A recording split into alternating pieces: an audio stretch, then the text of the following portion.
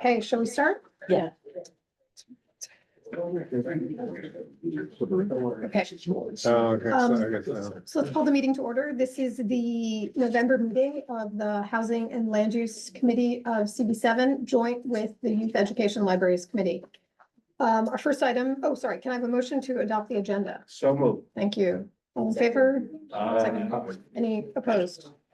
Okay, great. Our first, housekeeping is please sign in. Audience members, there is a sign-in sheet in the front on that table, and board members, QR code, please. Okay, our first item is 36 West 66, which is a BSA application. I think we have someone online for that. Is that correct? Yes, it is. Okay, great. You can get started. Okay. Hi, everybody. Thank you for hosting us. My name is David Schackenberg. I'm with Fried Frank. We're a land use council to excel to the owner of the site. And we're here for an extension of our a time to complete construction under our permits. You all may remember that we were here 2 years ago for a very similar application under section 11.332 of the zoning resolution to allow us to continue to build the tower at 66th Street under the zoning that was in effect when it was approved. If you'll indulge me, I have a very short presentation just to run through what we're doing, what we're up to. And if you have any questions, I'd be happy to answer them. Does that work for the board if I share my screen? Yeah, that sounds great. I think you Okay. should be able to. Thank you. Should be able to. The question is, can I? Let's see. If I can't, it's my fault, but okay. There we go. Can you guys see my screen? Great. Almost. Just, there we go. Okay. So this is who we are. Again, let's see. do a thing. Okay. This is a very recent picture of the building. We're very close to completing construction. And just running through what we're doing at BSA, right? So under 11.332, where a project has vested but has not been completed within 2 years of the effective date of the zoning change, which made it non-conforming or non-complying, the building permit lapses automatically. And so the building permit for this building was approved in May of 2019. It would have lapsed in May of 2021. However, there were several judicial proceedings, I know this board is very aware, and also proceedings in BSA, which told the time to complete construction. So our time to complete construction was told until April of 2024. That permit that would have expired on April 2024 was renewed in October of 2023 through April 28th of 2026.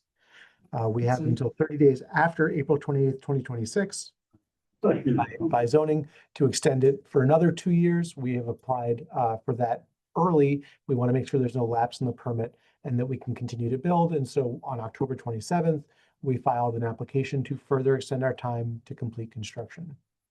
The standard that BSA looks at when you're asking for this relief is, did your permits vest properly? And BSA has already held a couple times that it had.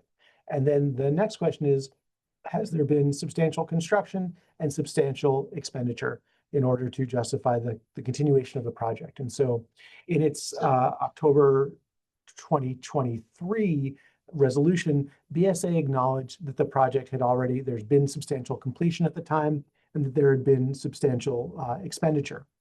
And so since that time, we've continued with construction.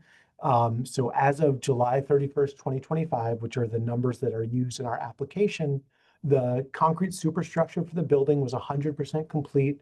The curtain wall was at 90%, interior fit out at 90%.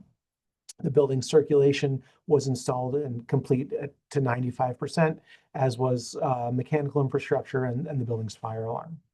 And so as you can see from this section, the majority of the concrete superstructure is done.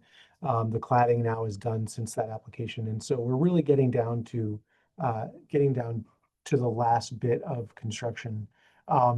And we actually anticipate, I'm just pulling up my notes because I'm not great with dates. I don't want to make a misstatement, but we anticipate that the building will actually be complete by May of 2026. That's not right. Hold on one second. I want to get the actual date for you. Forgive me for losing my place as I switch screens. We think that there are 207 days left in construction, so we'll be done very early in 2026. The next prong is, these are some photographs showing that the construction has been ongoing.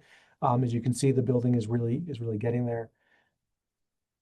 And then the next issue that the board looks at is whether there's been substantial expenditure. And the total contract amount of this building is in excess of $546 million, of which $492,715,446 has been spent or irrevocably committed, meaning if there's a retainer that's been retainage has been held, that's still a commitment that's been made. And so 90% of the cost of the building has been spent. And that's really all there is to it. It's a very, very simple application, unless there are any questions. That's our report to you, our presentation to you. And we've asked BSA to extend our time for the 2 years that's permitted under zoning, but we hope to be done well in advance of that 2-year expiration. Does anyone have any questions I can try to address?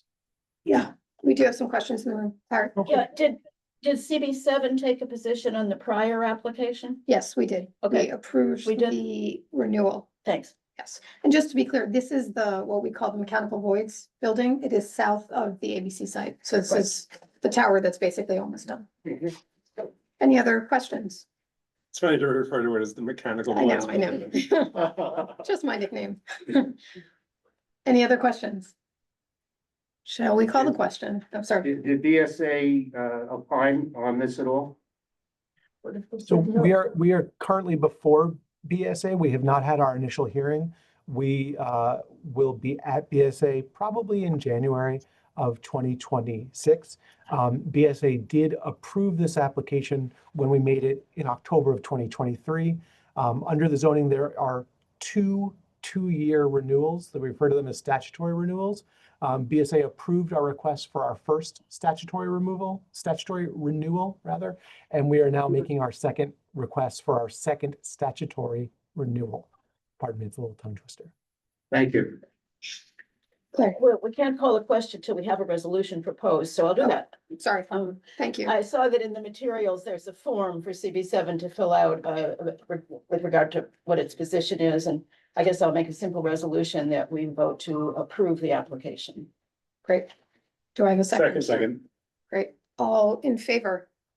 Committee members first, please. Housing and Land Use Committee members first. 1, 2, 3, 4, 5, 6, 7, 8, 9, 10, 11, 12, 13. Beth, are you voting? And this is Polly. I vote Oh, yes. great. Okay, so that's 15. 15. Okay, great. Any opposed? Ineligible. 1.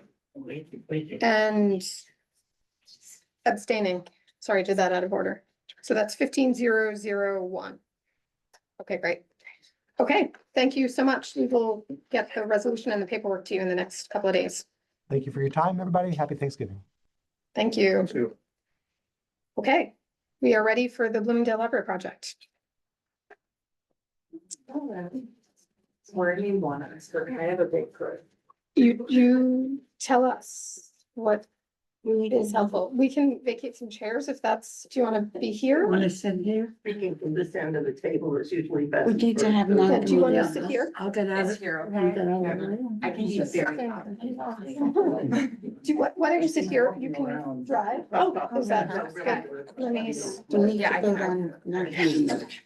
oh my gosh, sorry, sorry. Non-commit, I forgot to do non-committee members. Apologize. Thank you for catching that. Okay, non-committee members in favor. 1, 2, 3, 4. 4. The previous. Any opposed? Any abstaining? Ineligible? Okay, that passes also 400. Let's just get that up for you.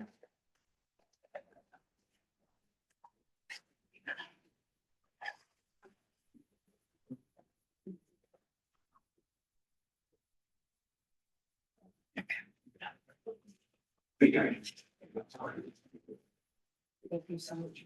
Chair.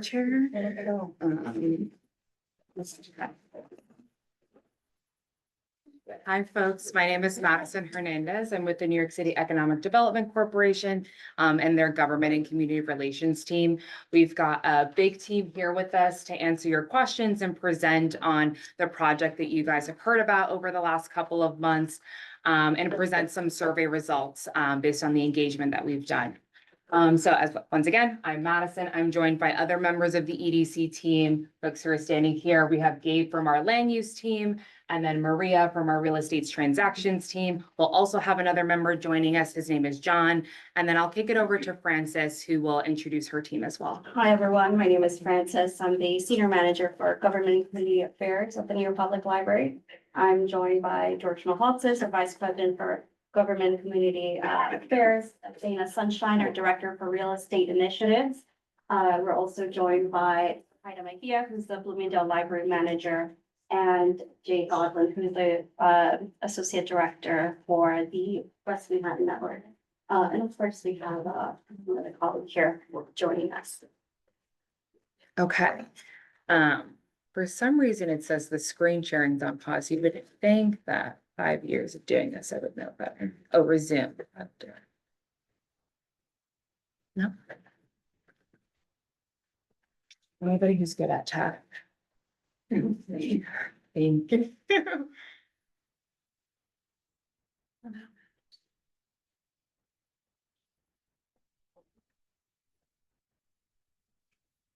Anticipation.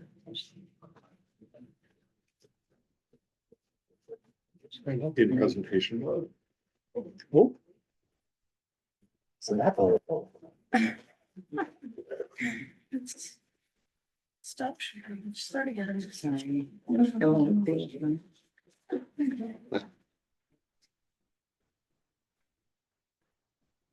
Here. I'll leave it and not touch it. Okay, I think just the arrows. Okay, okay. So as an agenda, we're gonna kind of walk through some slides that you've seen before, kind of reintroducing our project vision and the housing model that's being deployed at this site. We'll talk about the community engagement process that we've gone through thus far, and alongside the survey results that we have put together for you all to look at, and what we heard essentially. And then we'll talk through next steps and open up the floor for discussion. So I imagine there are a lot of questions. So as you folks have seen before, or if you've not, the vision for the Bloomingdale Library, also known as the West 100th Opportunity, is to transform this neighborhood anchor into a hub for library services, housing, and more opportunity for the community. And so this all came about through the Mayor Adams Executive Order 43, which required city agencies like EDC to look at city land and see how we could build more housing, given the current housing crisis that we're all very familiar with. And so this project will transform the existing site into a mixed-use development with a new library and housing on top. And in addition to Executive Order 43, this project is enhanced by the City of Yes zoning proposal. And so it replaces this outdated civic infrastructure while also helping to address the housing crisis that I just mentioned. And so another slide that folks may have seen and is also available on our website through other information sessions that we posted. The housing model that we're deploying here is a mixed use development, right? And so we're looking to include about 850 units. This is not an approximate, but a target for residential, as a residential building above a brand new state-of-the-art Bloomingdale library. And the model that we're looking to deploy here is mandatory inclusionary housing, also known as MIH. And so this will allow for permanently affordable units to be developed at the site alongside market rate units, which will support the financial feasibility of the project in order to enable some sort of affordable housing at the site. And so what is a cross-subsidy model? And so essentially the cross-subsidy, as I mean mixed use as well. This allows for the value of the market rate rents that'll be at the site alongside the current land value to pay for one, the new library, to pay for the relocation of the DOH site, and also pay for permanently affordable units. So both the market rate rent and as well the land value will help deliver all of those new features at this site. And the reason why we use such a model is to accelerate the delivery of affordable housing and housing in general without heavily relying on existing city subsidy. And as folks may be very familiar with HPD's process, but relying upon that subsidy or waiting for that subsidy can take quite long. We can understand it could take up to 10 years for a project to be delivered when it's relying solely on city subsidy. And so a project like this reduces that need, allowing for investment across the city. Another thing that I'd like to know is that the entire, the entire city is looking to utilize this subsidy, which also delays the pipeline. And so this particular project leverages the neighborhood's housing market, which will allow the market rate rents and the land value to subsidize the affordable housing units on a permanent basis. And so kind of getting into the meat and potatoes and talking about the community engagement that we've done thus far.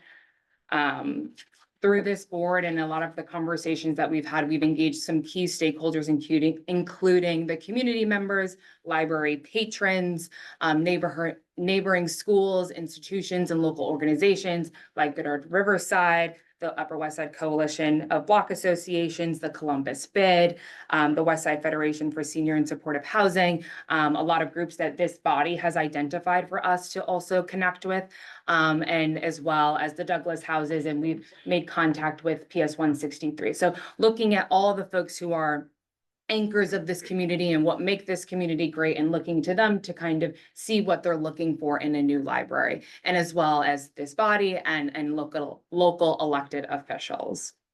And so those were the folks that we were engaging with, and how did we do that engagement? And so when we came to this body on June 25th of this year, we went to the general board. That was kind of our launch of community engagement, where we launched our website, which had information about the project history, our vision for this site, some frequently asked questions that we imagined the community would have with a project like this, and as well where our survey that exists in both in English and Spanish lived. And so that was launched in June. And then we also, as I mentioned, the organizations that I identified, blasted out emails to make sure that, you all know best on who to reach out to. And so making sure that that survey was reaching the masses really. And then we have it's kind of far away in these photos, some nice tabling events that we were able to do during open streets throughout the summer to get folks who are just walking around the neighborhood and one, teach them about the library as a whole, give nice swag, and also give them an opportunity to learn about the project and take the survey. And then we were also at NYPD's National Night Out. And so we were able to do tabling, flyering. What you see in this screenshot here is a patron notice that the library sends out to subscribers of the Bloomingdale Library that reaches thousands of folks who are subscribed, also blasting out our information sessions, which is also listed as a part of our strategy, and the survey as well. And so here is kind of a brief timeline and some highlights of the engagement that we've done. And so we've had 6 tabling and info sessions with over 100 participants across all of them, and then 925 survey responses so far. Let's just suggest on the lower right, there's a button that you. Yeah, I clicked that before and then it paused it. So I Oh, don't know. okay, my Full screen. Full screen mode. Try it. We're paused again. No. Seema. Try zooming in instead. 'Cause I think Zooming in, that'll okay. probably look better. Let's try the full screen mode again. Innovative architecture. Sorry. No, thank you, Dana. PowerPoint version? Not on. I have a PowerPoint. Oh, you have on a, my flash drive. I don't know what If it's that would be doing. better. yeah, if that would be better. Does Yeah, that this usually- computer is compatible? Oh, I don't have a USB It's an drive. Apple. But you could email it to me. Okay, maybe. Wait, try it again one more time. I'll try zooming in like Dana suggested. Oh. Wow, technology, it's amazing. Okay, fantastic. Thank you, Dana. As I was saying, we've had very high response. We've had over 925 survey responses. And so what you see in the bullet points here for folks who are in the back, that in June, as I mentioned, we launched our project website, our community survey. We presented to this board. The library sent out a patron notice with the survey and launching this project. In July, we met with again, with all the local elected officials to ensure that they knew about the project and if they could blast it through their newsletters, through their offices as well for folks who are coming by. We tabled at Open Streets in July. We tabled at Open Streets again in August. We went to National Night Out. More patron notices were sent with information sessions so folks knew to come, which we held our first one that was virtual in August to accommodate folks who, may be on vacation or weren't around in the neighborhood. And then we held our second one, which I'm sure many folks here attended in September. We did one in person at the Bloomingdale Library. And then finally throughout October and November, we had our survey open from June 25th to October 10th. And so with over 110 days, we've received over the 925 responses. Received. Did you distribute this in Park West Village? I mean, that super block that is Park West Village, or any of the surveys distributed to the residents that are there? In terms of like the residents directly, It's an online. it's an online survey. And it was also available at the library, but Hold on. point is taken. Yeah, can we just hold our comments? I'm Let's sorry. finish the presentation. No, not at all. And we will get to your questions though. Sorry. No, no worries, understanding. Right. And then we also received the letter from the board back in October, met with electeds through each month throughout this process. And then we also held our first information session with the Douglas houses this week. And now we're here presenting to this body again. So that's just a brief highlight of some of the engagement that we've done on this project thus far. And so the survey results. As I mentioned, this survey was live for over 110 days. And out of the 925 respondents, 43.4% of folks reported living in the neighborhood. And about 87% of folks reported living in the actual zip code of the Bloomingdale library. And respondents were allowed to select multiple options, whether they worked here, went to school here, just spend time here with friends and family, shopped, or lived in the neighborhood. And what we heard throughout the survey, one of the first questions that if you took the survey you saw was about the priorities. And so 42% of respondents identified new library services and amenities as their top priority for this redevelopment. 28% of folks identified maximizing the total number of affordable homes as their priority. 16% of respondents identified surrounding public space improvements as their priority, and 14% of respondents identified contextual building height and density as their priority for this project. And respondents were asked to select one item. And then here we wanted to ask for folks, what groups of folks do you identify as in most need of housing? And so 23% of respondents identified households with children as in most need of housing, followed by 21.7% identifying homeless families and individuals. And as you see in this chart here, there was a large demand for senior housing, for housing for young adults.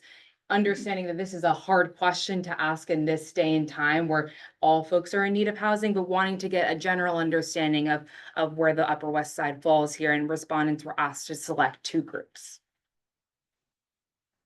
And then in addition to who needs housing, what sizes of housing are needed in the Upper West Side, what incomes are in most need of housing in the Upper West Side. And so 43.1% of respondents identified household families of 4 as in most need of housing, followed by 25.7% of folks identifying single people as in most need of housing.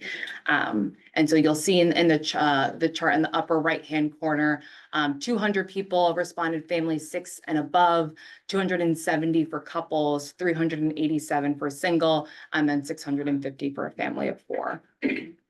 And respondents were allowed to select up to 2 groups. And then in terms of income, we asked respondents to select one group as the income bracket in most need of housing in the Upper West Side, and 39% of respondents identified 47,000 through 93,000 as the income band in most need of housing in the Upper West Side, followed by 29.7% of folks identifying 47,000 and below as in most need, and then 21.3% selecting between 93 and 140,000 as in most need of housing in the Upper West Side. And so for the income question, respondents were asked to only select one, as I mentioned.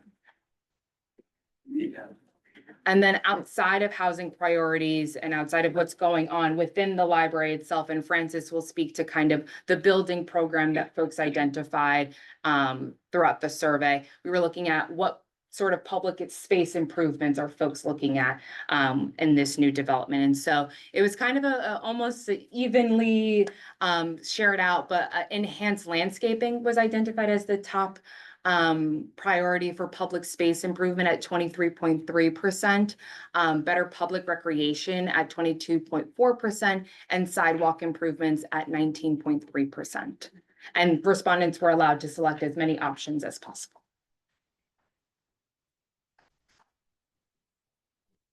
Okay. Thanks, Madison. Yeah. So the survey also included, as for those of you who took the survey, a lot of questions about public programming for the library services, and what you envision the new library to look like. This library has been serving this community, this specific library, since 1960. So it's a 65-year-old building, which would benefit from a major renovation. Overall, this community has had a library since 1896, so it's as old as the New York Public Library. So we really want to use this information to inform the design of this potential new library, as well as temporary services. So we have a commitment to have a temporary site.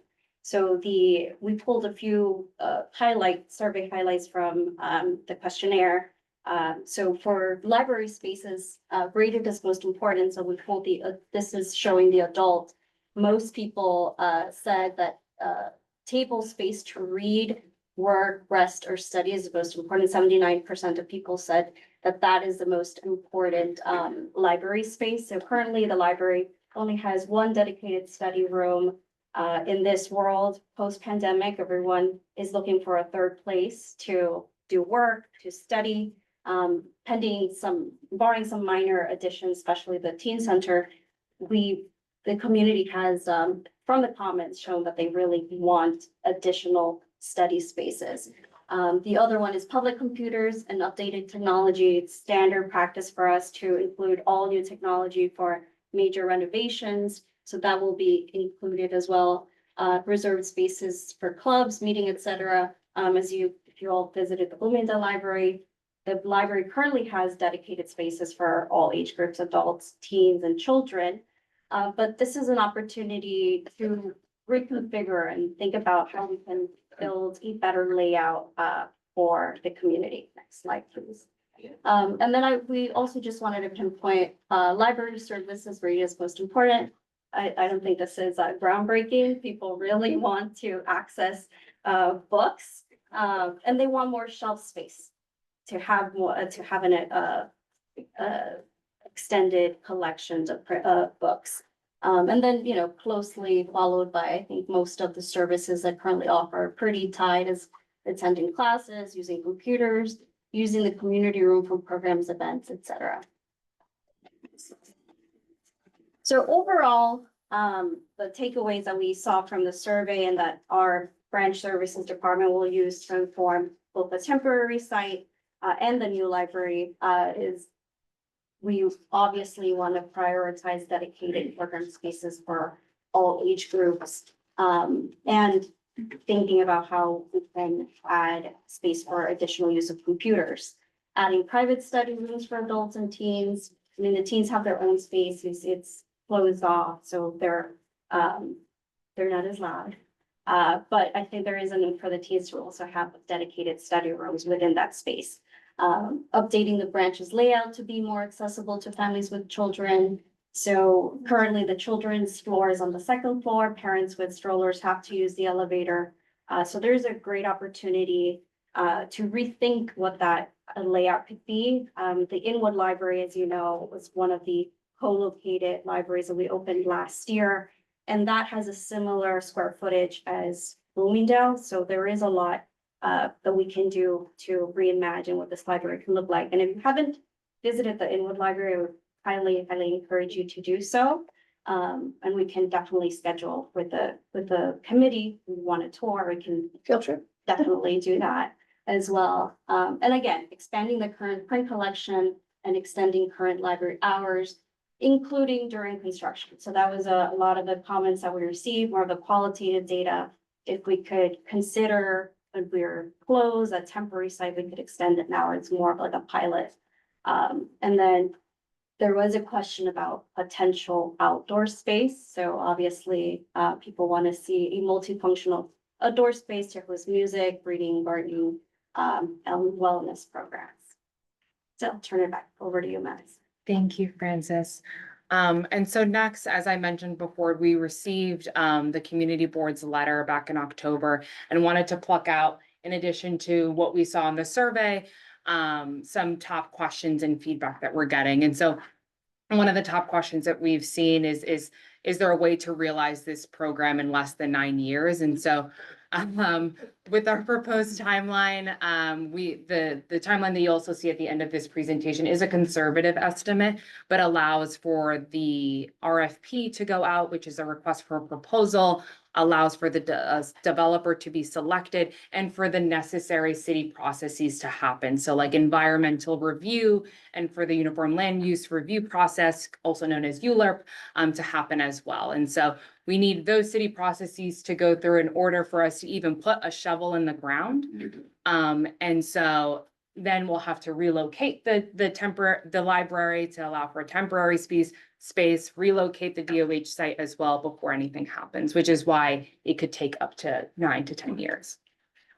Another question that we received is who owns the land when the development is completed. And so through the RFP, The city will evaluate responses for both a 99-year ground lease or a sale. And so the disposition structure will be evaluated holistically in the RFP with other components of each of the proposals. But to note, the library will remain owned by the city or NYPL. So that's very important to know. And so a question that we also received in the letter is if the DOH site can be deprioritized, and the DOH site is expected to be permanently relocated off-site, but somewhere within the neighborhood that is also accessible by transit. So folks who throughout the city utilize this space will continue to have access to the site.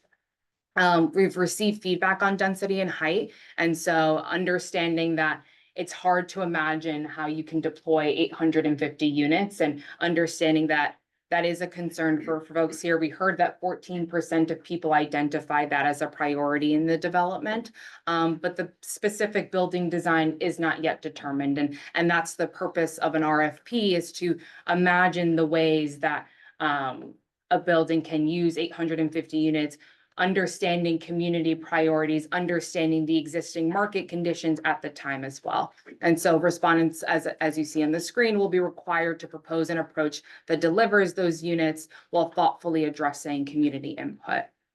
And then, as Francis already touched upon, we've heard a lot about temporary relocation, understanding how critical and vital the library service is here throughout the city, but also on the Upper West Side specifically. And there is a strong guarantee that there will be a temporary space for the library during construction. And the feedback on the ultimate design of the library, what programming can be deployed there, will be informed in the RFP, and which is what the survey was purposeful as well. And so next steps, a little bit of a refresher. Apologies if this is a little bit repetitive, but we identify the RFP as kind of like the second step of the process. This is the first, where we're engaging with the community to understand what the priorities are, what folks want to see. So the RFP will include an appendix that summarizes the community engagement, summarizes the survey results. So respondents aren't going into this blind, and understanding the context of the neighborhood, understanding the priorities and the concerns with a project such as this. And so they will have to inform their proposals around those priorities. And so each proposal will include their own design and corresponding zoning strategy, which will help inform what the building will ultimately end up looking like. They'll be required to show how they'll address disruptions in the community during construction. And so these proposals will be reviewed and holistically reviewed and compared during the selection process. And then, as I'll get to now, is that this project, before any shovels in the ground, before anything is final, will have to go through environmental review, which can be up 12 months to an 18-month process, reviewing the potential impact of a new project. And so the city environmental quality review is the New York City's way of assessing how this will impact quality of life. So it'll look at areas such as traffic and transportation, air quality and noise, open space, and other impacts. And so it allows for decision makers, and like this body and the public, to understand anything that'll happen in terms of environment before a project moves forward. And it'll also require public hearings. So this will allow for the public to make their concerns known. As we heard in the letter, concerns with the school being right there, with the church being nearby, how the public infrastructure surrounding will be impacted, and make informed decisions as well. And all of the results of this process are publicly accessible, and the public hearings would be distributed, and we would work with this body to make sure that there is people are showing up and present to make their concerns known. And so after the environmental review process will be the uniform land use review process, also known as ULURP. And so this is as you'll see in the next slide, the engagement doesn't stop here. It continues over the next several years, and we'll go through ULURP, which is a 7-month process. Well, you'll have the environmental review, we'll have a developer, we'll have a proposal, and we'll come to you all through the community board and other stakeholders. We'll have 60 days to do a public hearing and understand what the project is that we're presenting before you. So it'll start with the community board. You all will have 60 days to review, hold a public hearing. folks will be able to ask questions and better understand the project in its form. And then it'll go to the borough president for 30 days, who will also likely have a public hearing. And then it'll go to the city planning commission for 60 days, which will also have a public hearing. And then to the city council for 50 days, where there'll also be a public hearing. So at each step of this process, there are opportunities for the public to make their feedback, concerns, their priorities known to the city, to the developer, and will help shape the overall project as a whole. And so really wanting to hammer that home, that the engagement, the opportunity to express feedback does not end at this meeting, but will continue over the next several years. And so this is the overall timeline. And so as you see here, we're hoping to get the RFP released by the end of this year. And then in next year, reviewing holistically the proposals that we receive from different respondents, selecting a developer, and then going into those city review processes that I identified, like environmental review and ULURP. Then going into around 2029, 2030, demolition of the site and construction. This will also include, between the city processes and demolition, time for relocation of the existing services, and then looking for construction to be completed in 2033, 2034. And so this 9 years away from now, but important why we're having these conversations now, so that folks, if this project moves forward and gets approved, that you are all a part of the process, which is very important to not only EDC, but the library, DOH, and the city. And so I will stop talking for now, and answer any questions that you may have. Should we do a quick round of board members first and then we'll go to public? Go ahead. Okay, just your preface that HPD doing this would have taken 10 years, and you're telling us it's gonna take 9 to 10 years anyway. So that didn't make sense to me, but It's 10. I'm not asking a question about it, I'm just making a comment. From Mueller. Excuse me? It's 10 years from Mueller. But So, Yeah. so starting at. So 12 years. It's still not that much difference. Please. Second, let me just make my statement. Sure. Okay. Okay, it's it's probably the most dense area in Manhattan, and to build 850 units, no matter how high and big it is, in a very busy area, without comments already about transportation, sanitation, and other services, city services, that wasn't mentioned.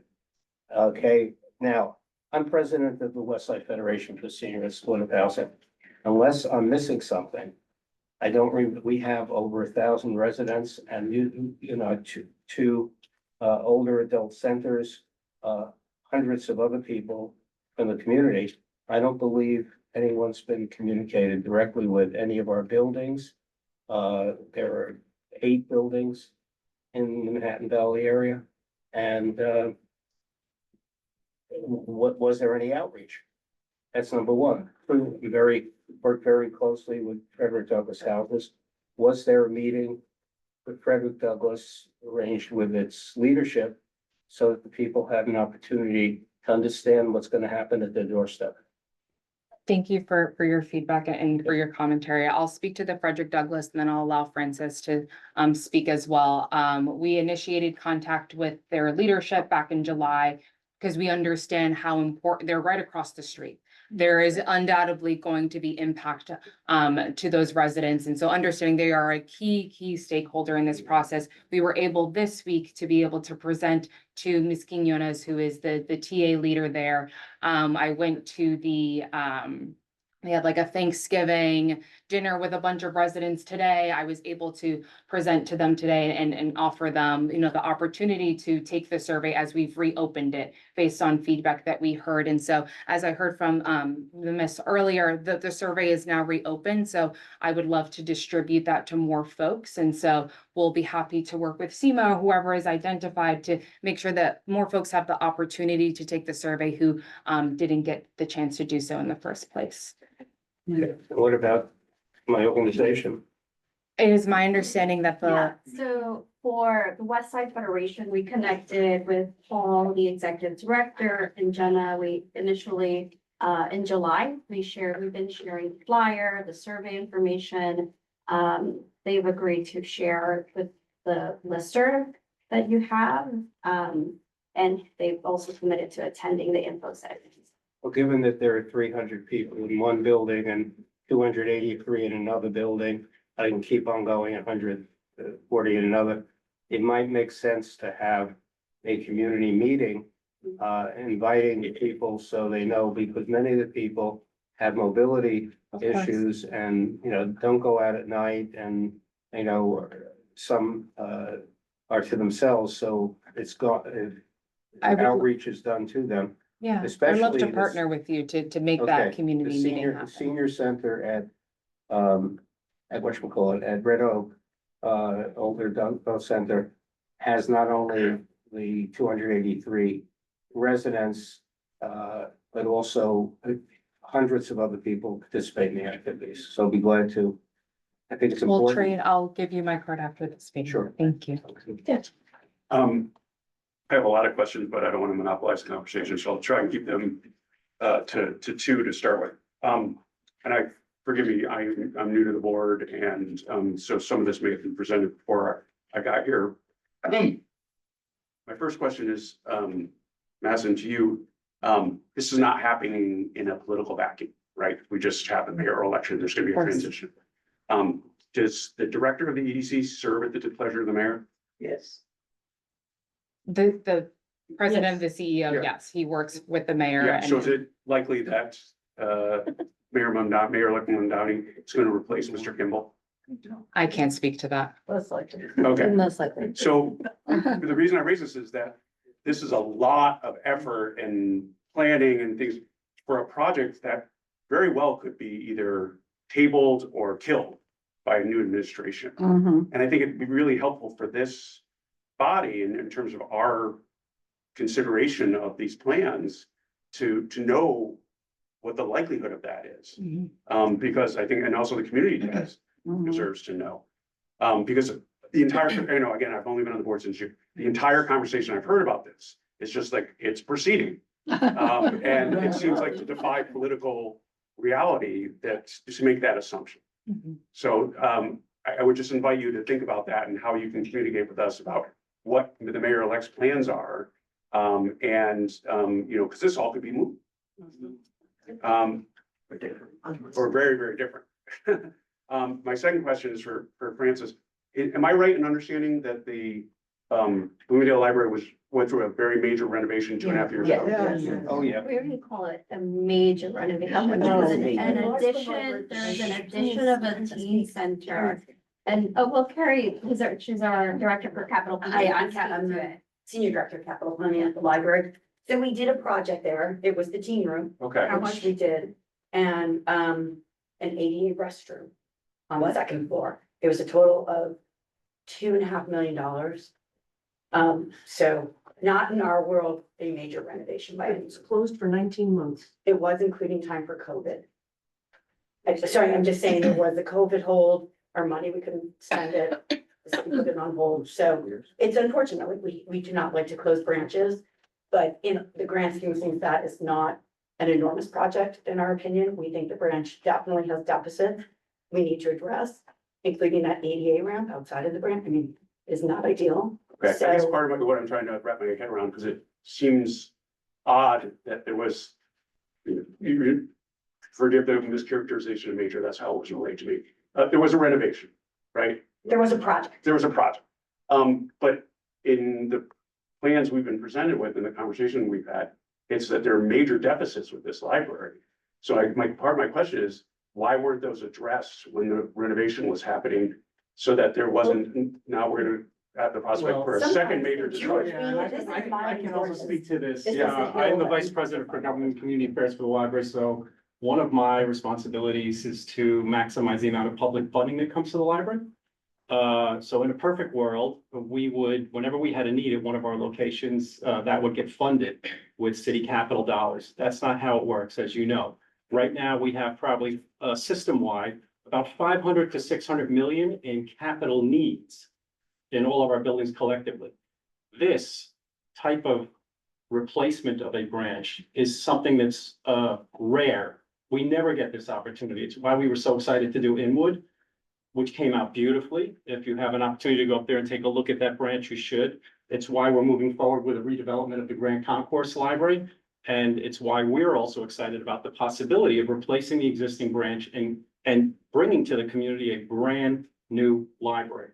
Otherwise, it would be impossible to get together the 30 or 40 million in capital dollars that we would need in order to do a complete renovation of an existing building. It's why we do these piecemeal projects. And I hope that answers your question. In other words, when we got the 2 million to do that renovation, it's not like we could have gone to the city and said, we need another 20 or 30 million in order to do a complete renovation of all the other things that need to be done in this branch. It just doesn't work that way. We go, basically, I hate to say it, hat in hand every year to the mayor, to the borough president, to the council member, to the state senator, to the assembly member, to the speaker of the council, hoping that we're in competition with all these other entities, that we could get some capital money to do these repairs. An opportunity like this, just for us to deliver a brand new library to the community, it's rare. It just never happens. And so that's why we are excited about an opportunity like this where we could have a new, and now we understand that there's more here. It's not just about a new library, but just so you understand from our perspective, why we're excited about this type of redevelopment. We've already done one and it's really been a great success for us. And we're doing another one in the Bronx and we're hoping, that we could do something here as well. And just a little bit to add on to that is a majority of our projects are smaller projects. As George is saying, it's very rare that we're doing a full branch renovation. So when it is presented to us to be able to do, it's, we love it and we want to do it. But that is not a majority of how our work gets done. Thank you. Louisa. Okay, I understand that Inwood and the Grand Concourse Library, both of them are new and fantastic. And also have been erected with 100% affordable housing above. I guess the question really is, especially since this is a fairly large piece of property, especially when the building that houses the Department of Health is going to be eliminated, why you could not build a shorter building that will not overwhelm the neighborhood, that will be 100% affordable, while keeping the present library, which was considered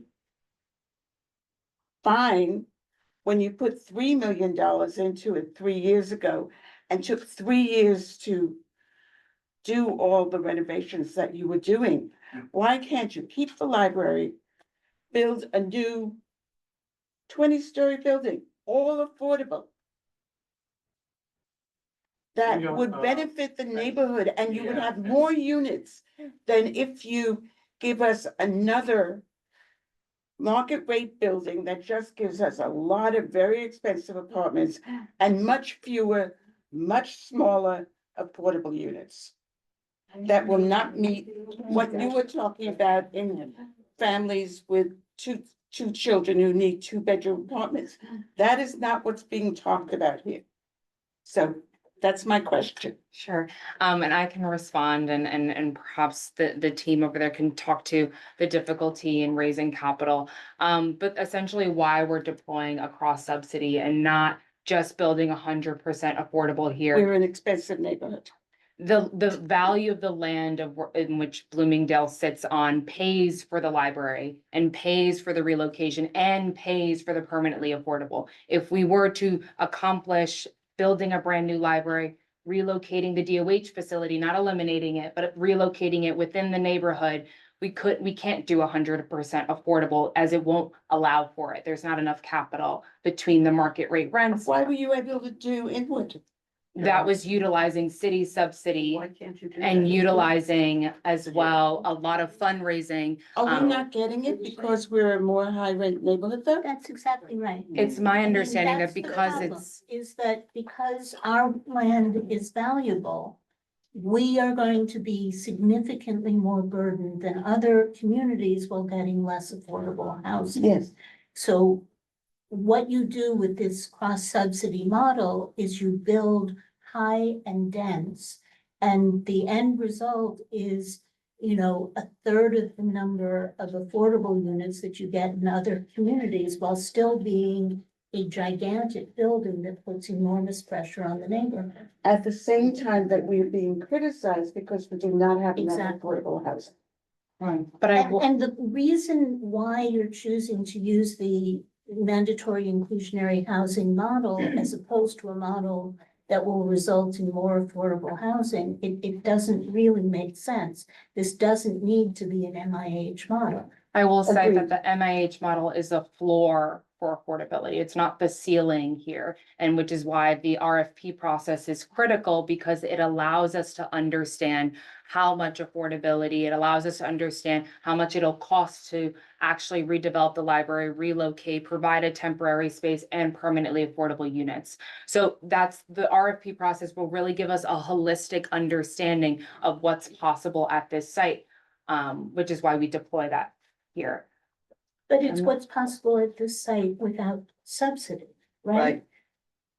But understanding that if we deploy subsidy here, it's not, the whole city is competing for that subsidy. And so the likelihood of it coming to this area, I'm not from HPD, so I can't speak to that, but is less likely in comparison to neighborhoods like in Inwood and like in Grand Concourse that have higher need. Why EDC and not HPT? This is why. This is, He's explaining why. thank you, Dana.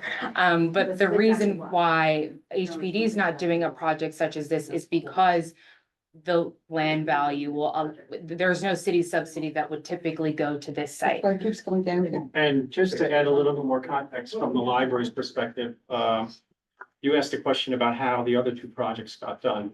So what we need to, the assurance that we need before we demolish a library, which nobody would want us to do that without knowing that there's an assurance that a library will be replaced at that location, is that the city will provide enough funding to us in order to build out that new library. So this is the model that they came to us with for this particular location. In Inwood, the city HPD had a program that they were able to tap into that provided some of the capital money. We also were able to get private funding from a foundation in order to subsidize and also to complement the public money that we were getting from HPD. And that's how we were able to pay for that library. And at the Grand Concourse, we talked about how we have to piecemeal these projects. So the Grand Concourse, over the course of probably the last 8 years, we've been going to the local elected officials and saying, okay, we need a new HVAC system. We need 2 million for that. They funded that. We were able to cobble together close to 14 million for about 4 or 5 different projects that we needed to do there. And so we actually had that 15 million in capital banked. So when the city came to us with this opportunity again to build affordable housing above it, they said, would you be willing to move that 15 million over to use that for the capital that'll be needed for this? And we said, of course, we were going to use it anyway for that building. So that's how we got funding for Grand Concourse. Here, we don't have a private donor. We didn't have any capital money banked for any work that needed to be done here. So that's why the city came to us with this model, and they're providing an assurance that this will generate enough funds in order to build a brand new library. Otherwise, we would never go along with this. Richard. Yeah, did I hear you say that the RFP is gonna go out this year? Yeah. That is, Like less than 45 days from now? that is the goal. Did you respond in any way to what we requested, which is to see the RFP before it goes out? They wrote in the letter. So in the letter response, we typically do not allow outside sources to Well, review the yeah, but this is, RFP you to know, ensure that there is a competitive process and the integrity of that process is maintained as well. Well, but it's not, it has nothing to do with the integrity of the process. It has to do with the ground rules that the city sets for bidders. I understand that you're not even going to include anything about what the mix is between affordable and market rate housing. You're leaving it up to the bidders to tell you. To me, that's an irresponsible way of. I would love You to. have ample, let me finish, if Sure. you don't mind. I won't take 9 years. You have ample expertise within the city, HPD and elsewhere, to make a judgment as to what is affordable, what the mix is of affordable and market rate housing, and to at least have an estimate that you include in the RFP so that the bidders know what you're thinking. This seems to me to be a completely backwards process Yes. in which you say, we don't know what the hell is gonna happen here. We don't know what's affordable. We don't know anything about the economics. You tell us. And you're gonna get a bunch of bidders who are going to try to get this done as cheaply as they should, as cheaply as possible. I just don't understand how you can go ahead and send out an RFP without having made any calculations as to the mix of affordable and market rate housing. It just seems to me to be the height of irresponsibility. And I agree, you know, maybe Mr. Mondani will put a stop to it, but it just a backwards way of proceeding. Thank you for your feedback. I'd love to, under our EDC experts, and our real estate transactions team, if you Yeah, have a just response. one small clarification. The RFP states. Could you that speak up? Yes, that the RFP will state that developers must meet MIH. So that is already the rule. So that is a percentage that we were telling them they have to meet. When we receive, But that percentage is 20 to 30%. that's correct. That's correct. When we will receive their bids, we will be able to compare against the others, and we will be able to see if there is more affordability we can ask for them to provide. That's why it's competitive. Why can't you do that now? Because we don't know what the market is, so we need to see what they're willing to be able to tell us with financing, with everything that can be done from their perspective. We're not developers, they are developing it, so we have to receive proposals for us to present it. I've never heard of a seller of real estate not having an opening number in mind. They're not selling It it. just makes no sense.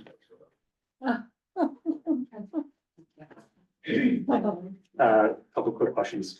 Is the community board, is the RFP contingent on any action or statement from the community board? So we are including the community boards. Is it yes or no? Is it contingent on yes or no? I'm not sure I understand your question. Before you submit the RFP, is there anything that the community board needs to do in order for you to do that? If we take no action, the RFP is going forward either way, correct? Yes. Okay. So in that case, what are you looking for from the community board right now?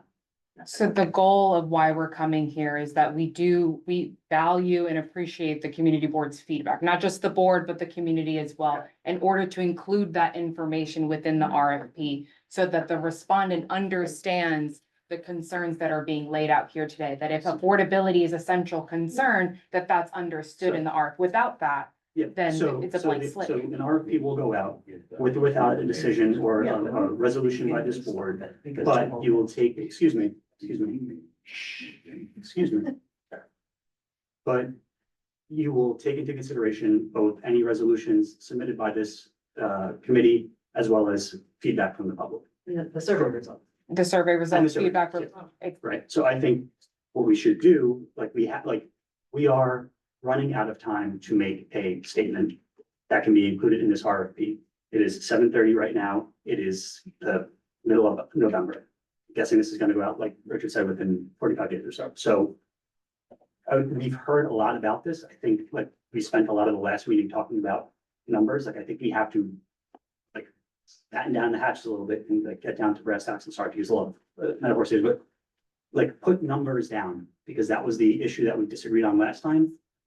I just think, you know, hearing another hour or 2 hours of people talking about the needs, like we know what the needs are, so.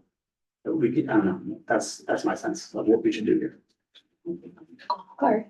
A few things. Sorry, we'll just do three more comments. Hi, I'm Lori No, Encouragement. sorry, Did someone Klari. say Lori? No, Sorry. sorry, not yet. Not yet. We're getting there. We just have one last round of board comments and then. Just a few things. One is, I think you said that the bidder, the successful bidder under an RFP will have the obligation to provide the temporary space to locate, pay for and provide the temporary library. Is that correct? Yes. It seems to be a little iffy, but we understand it at least. Second, what's the total frontage along the street? The total front, so it's those spaces, Miranda, the total site is square 46,000 square feet. Correct? Yes. Linear what's the frontage along the frontage? street? Linear I don't frontage. We can Just, I mean, follow I back think, up with this. oh, one other thing before I forget. At least once in the past, I can specifically remember the Parks Department did allow us to see a draft RFP and to make comments, and which we did and which were adopted before they issued the RFP. So I agree with Richard, at least largely, so that it doesn't make sense that we can't even make comments on the specifics of an RFP draft before it goes out. But the other thing I want to say is that the idea of 850 apartments, I find staggering. And the reason I asked for how much your frontage is along the street, I mean, I live on a block that is, well, 300 or so, or 400 feet, linear feet. And our apartments vary in size, but the total along the block is way less than 850. And you'd have to go, I think, awfully high to get to 850. And even that would be studios, which is not what the community apparently, to a large extent, the responders to the survey want. So where did the 850 come from? That's part one. Part two is, it seems to me that given Mr. Mamdani's program, we could be looking at twice that many. He may cancel it, but he may also say, wow, this is not enough. Let's make something way bigger here. And that's a little scary too, I think, in the future. So where'd the 850 come from? That was a goal and target identified by the city. And to get to an earlier point that was made, that this project was identified as a goal late last year and was talked about by Mayor Adams at his State of the City. And so we've been progressing to activate this project for over the last year. It didn't just come over the summer. And who knew in January where we would be here in December. And so just wanted to make that clear as well. So that was a target identified by the city. But how? On what basis was the number 850 chosen?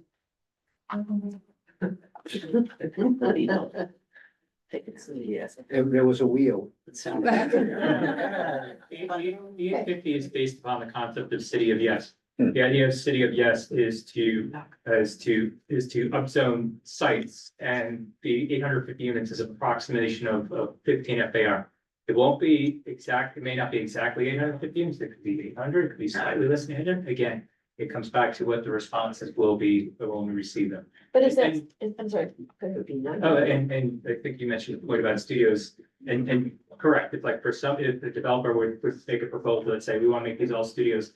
No, that would not be acceptable, because we have specific public project goals that this group has identified, and one of them is to have mixed units, 2 bedrooms, for example. So that's one of our key evaluating criteria. There's a mix in MIH. That's required. It has to be proportional to the market rate. That's right. Yeah, the voters of the city approved 3 propositions related to land use. One of which says a simplified process would be applied to those districts that have produced the least housing over the last 5 years. The Upper West Side will be one of those. But not this. Have you incorporated the thinking around what that would do to the timeline for this project that comes out of that particular change in city statute? Thank you for the question. And I think that until we have the exact districts that will fall under those proposals, we will evaluate at that time. But from our understanding of the ballot proposals, we won't know that until 2027. Hi, I live down the block from the site, and the area is a tower in the parks model with multiple buildings between 97th Street and 104th, between Central Park West and Amsterdam Avenue. Most of the buildings are about 19 stories high and have 400 apartments.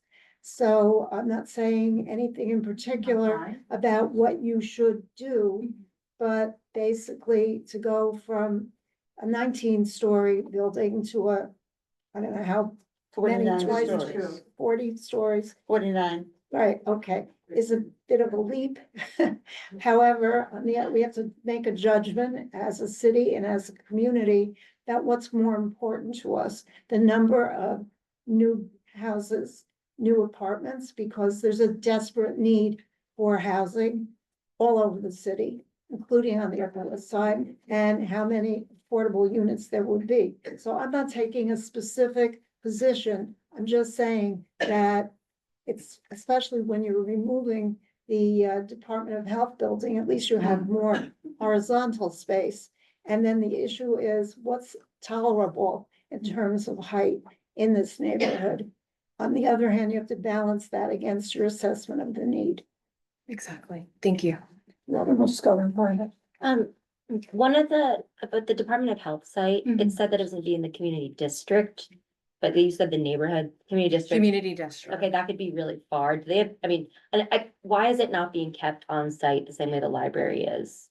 I believe the reasoning for that and Maria, actually, Yeah, you speak clearly. So firstly, the preference will be for them to be moved within the community district, but with a strong preference for within 1 mile radius from the existing site. Yeah. Still pretty far. And the reason why DOHMH preferred to not come back is they'd rather move once. So their uses, right, having a temporary change for a clinic, for example, is actually extremely onerous, so their preference is to move only once. Okay. So that's why and it also allows us to free up more space, right, to be able to have the library and housing. And then my second quick question is there a lot of precedence for EDC doing housing RFPs like this?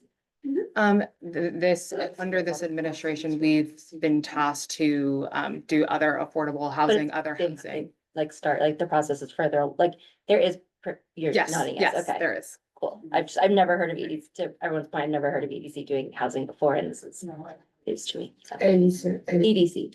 Oh, Howard. I just want to say, I mean, that housing is greatly needed in the city, and I commend you for trying to do this. I can't believe it takes 9 years, and there will always be changing politicians, changing mayors. You just have to proceed, and if the plug gets pulled, the plug gets pulled. I just have one technical question. You said, I understand how the market rents subsidize the affordable housing. How does the land subsidize it? Is it offered for free? The land is offered for free to the developer? How does that subsidize that, the affordable units? One thing and go.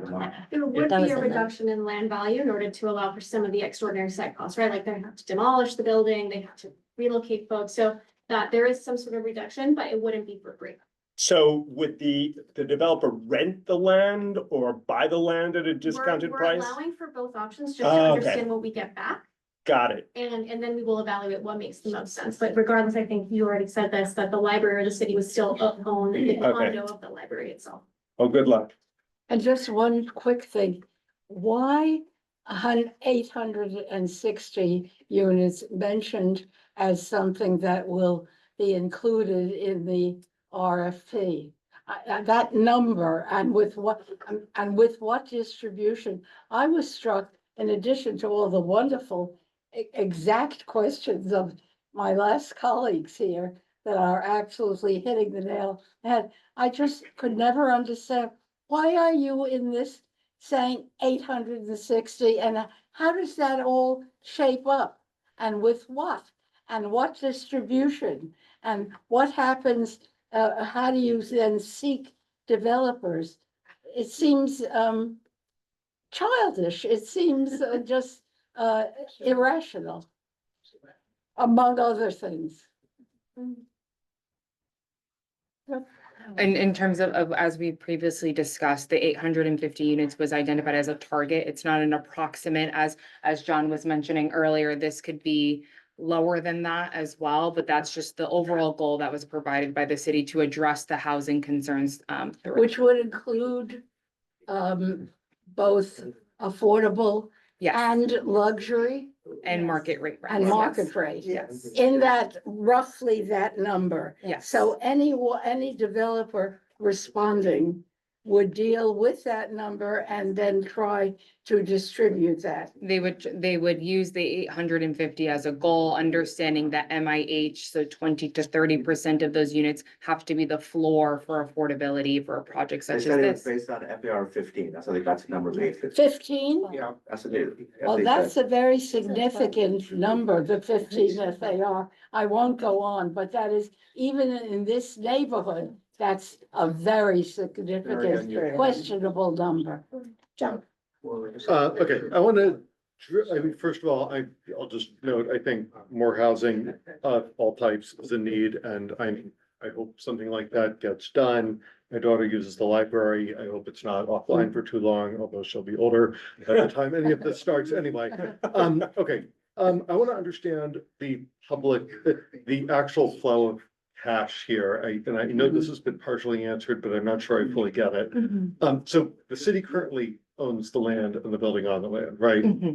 Okay, so the intention here would be that a developer would either purchase the land or long-term lease it and build the entire building, and then either condominium or deed back to the city, the library portion at the bottom. But at the end of the day, is that right? Miranda, yes. Okay. Go to my real And then estate team.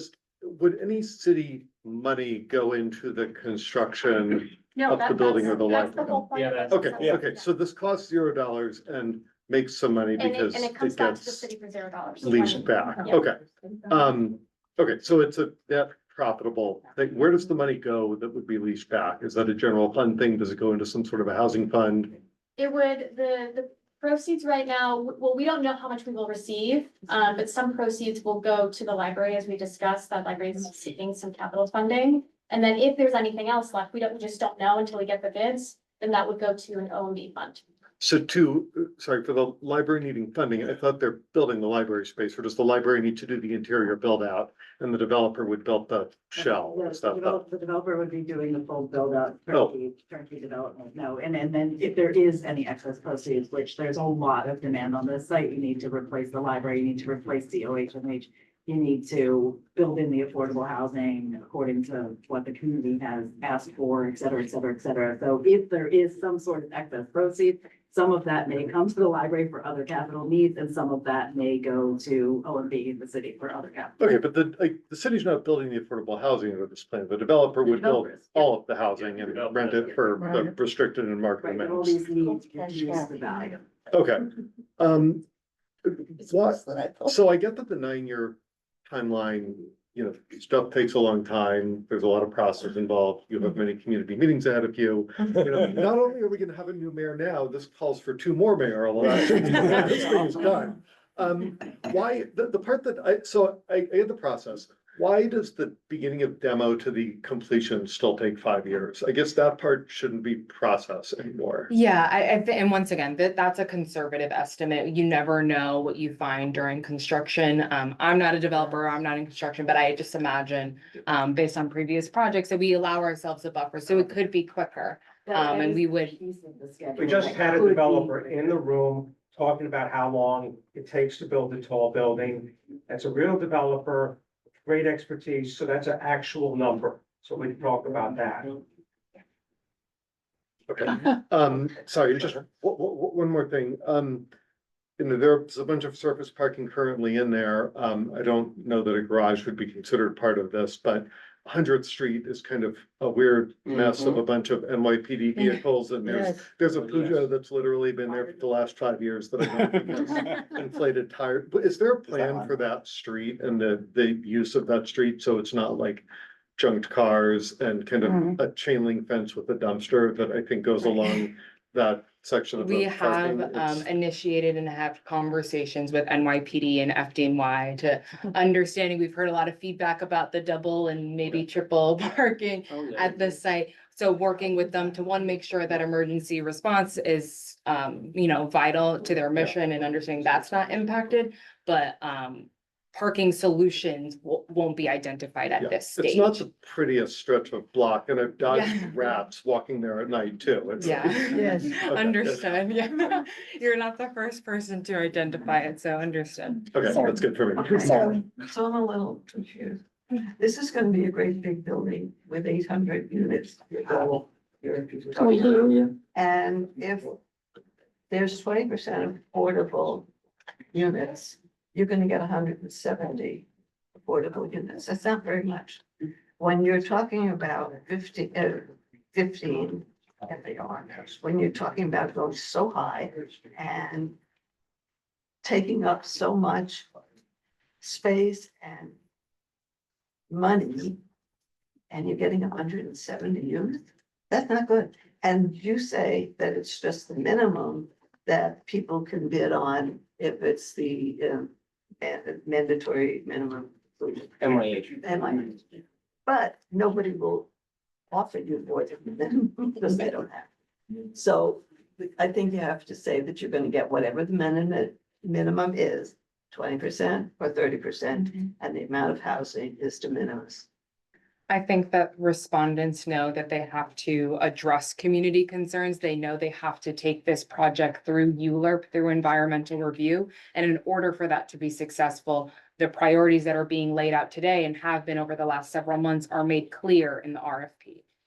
So if respondents know that they have to make a successful project, then I would imagine their goal would be to satisfy that. Do you have I think you're more examples? naive than I am. Okay, let's start with community comments. Yes. What? Gloria, you wanna start, and then Peter. I'm after? Gloria Gerstein. I'm president of the Duke Ellington Boulevard Neighborhood Association on West 106th Street, where I've lived for 43 years. We had no idea about this project until last month, when dear Peter passed us during our street fair last month and told us about it. So then I started coming to the meetings. We feel, first of all, this is very rushed.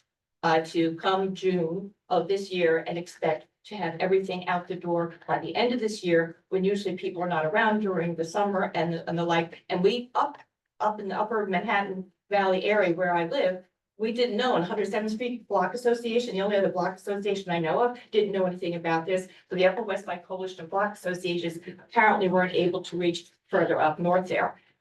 Given the dubious history of other mixed use housing projects that EDC has ushered in, and I'm talking about Hudson Yards and Atlantic Yards, where they had mixed use. The affordable housing units have yet to be developed 10, 15 years later. And this is another mixed use housing complex that we're supposed to trust is going to be able to deliver on promises not yet done in other parts of the city. So that is very, very concerning. On the other hand, Community Board 12 had the very, very successful Inwood Library project with 100% affordable housing funded by HPD, and HPD isn't here today, I imagine. Okay, I'm sorry about that. You know, why not replicate a very successful project like Community Board 12? And I have encouraged the members, or at least, you know, one member here of the committee to talk to Community Board 12 about that success. So it feels rushed. There needs to be more community input. We are going to have a new mayor. We don't even know if it's worth it. We also feel as though it should be 100% affordable, because in my 4 decades here, most of the new housing north of 96th Street has been high rent. The Columbia Square, the area,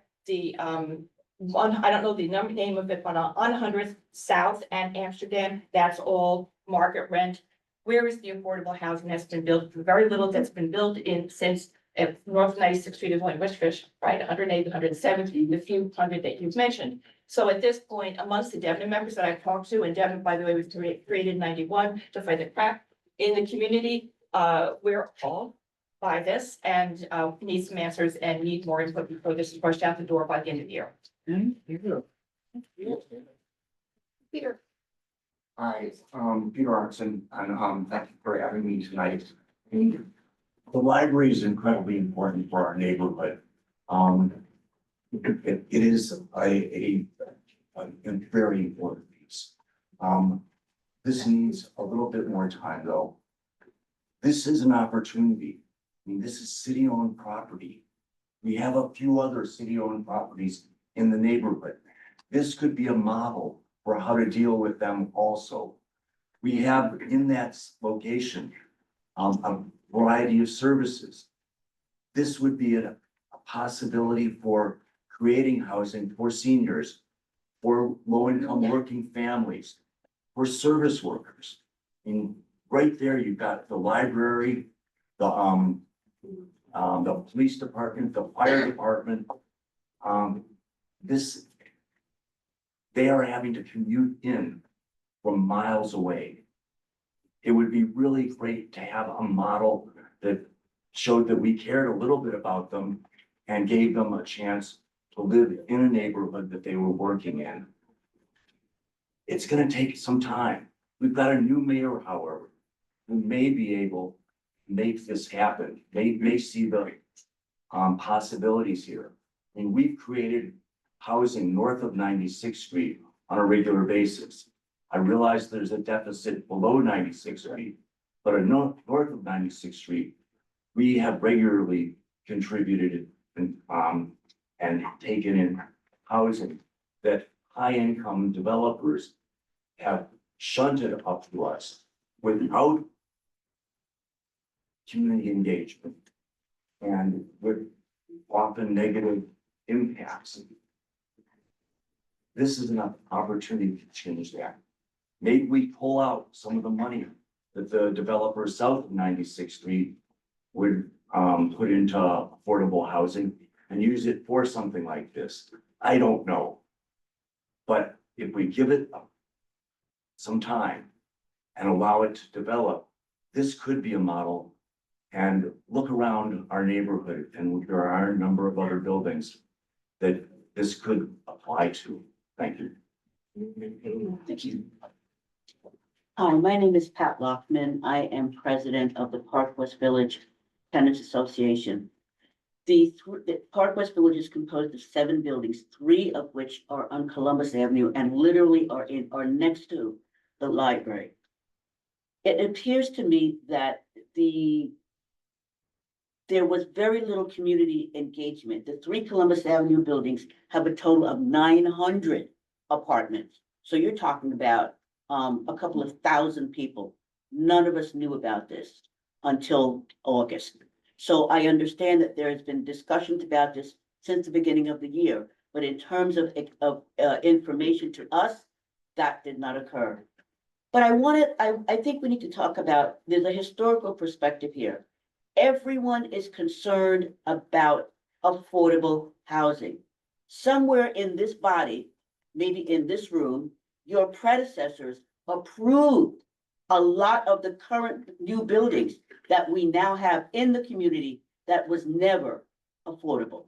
So our community already has absorbed considerable housing. On Park West Village, someone in this room approved 808 Columbus Avenue, all market rate.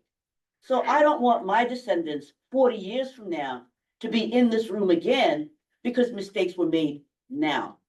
That's number one. In terms of the library, I've been here 53 years.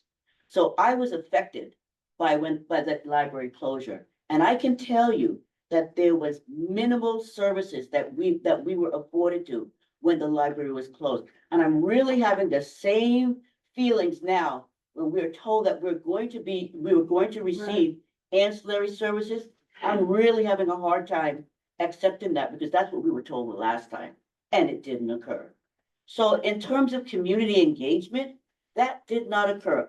With all due respect to your results, that did not occur, specifically in the people who live right next door and are going to be impacted.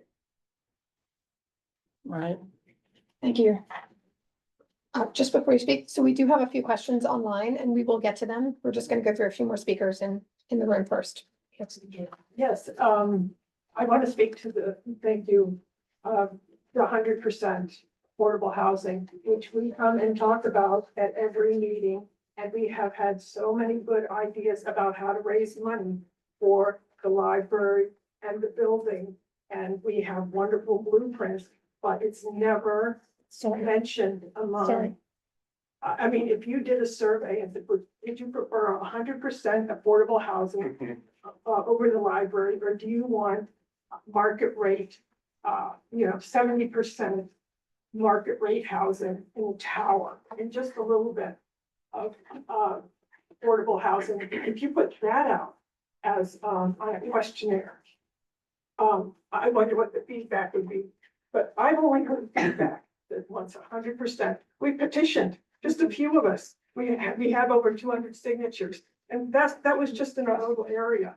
We could, how many signatures would it take to convince people that 100% affordable housing is what the community wants?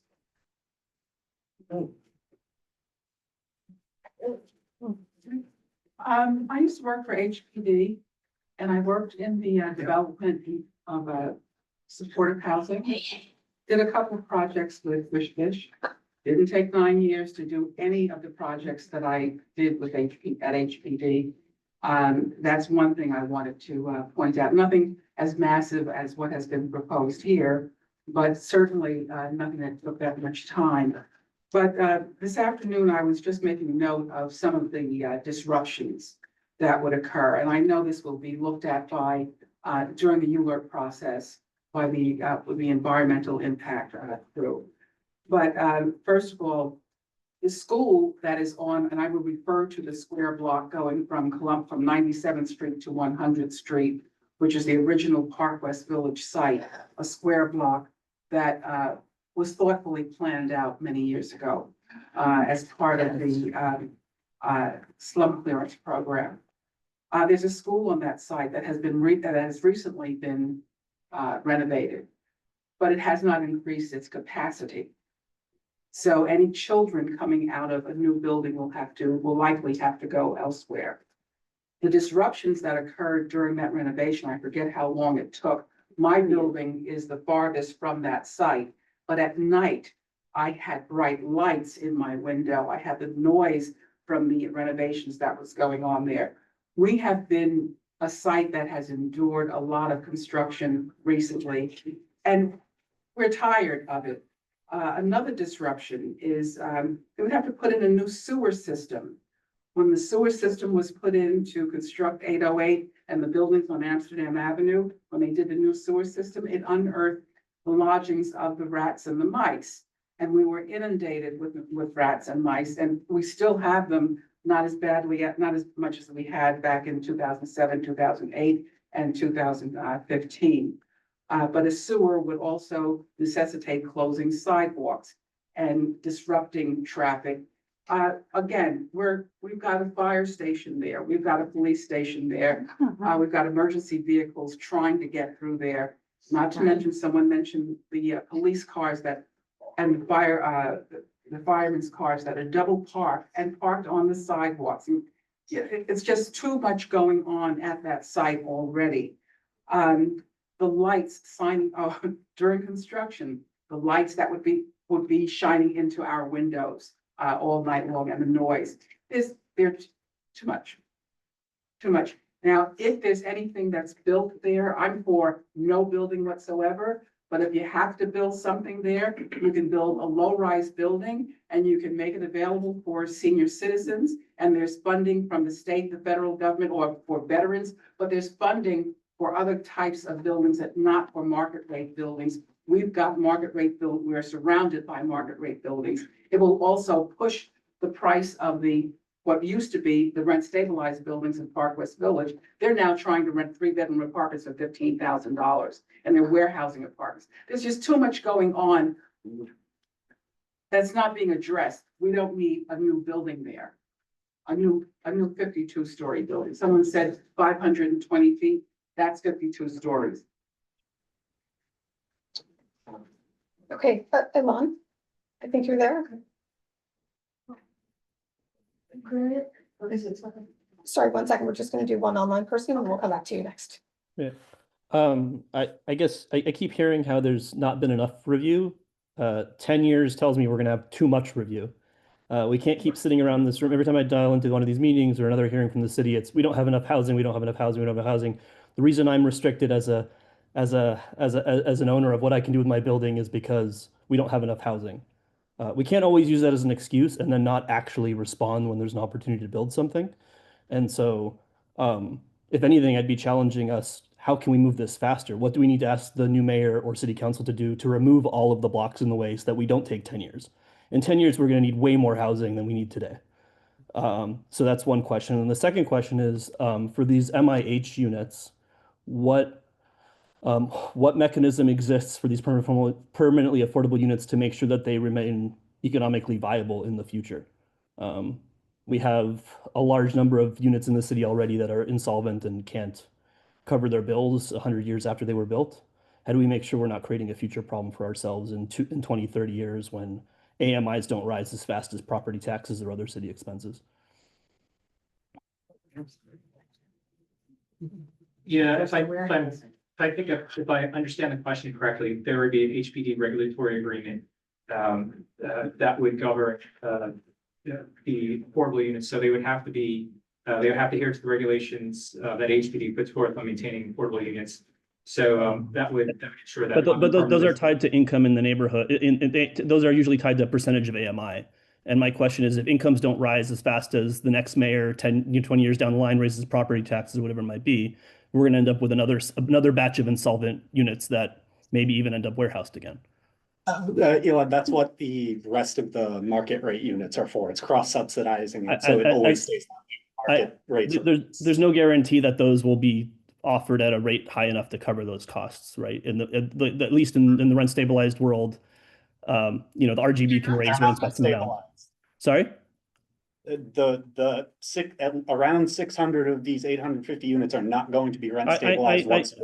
I completely understand. As an owner of a building that's mixed rent stabilized and not stabilized, I can assure you the free market units don't always address that. But again, the most important question here is, beyond the economics, is how do we make this take 5 years or 4 years, not 10 years? I think it's, if I'm allowed to respond, I think that is the goal is to move this as swiftly as possible, which is why we're also deploying this cross subsidy model. If we deploy a model that utilizes city subsidy and relies upon that, we're looking at potentially 2040 for a project of this nature to be delivered. And so obviously there are necessary approval processes that we can't change as of now, but the later half of that in terms of construction and the actual development, shovels in the ground, I believe we will cross that bridge if we get there. But understanding, hear your point loud and clear. I don't know which camera to look at, but yeah. Please. One of the challenges in hearing you is that we talk about the cost of this project as if it's self-contained and essentially self-funding.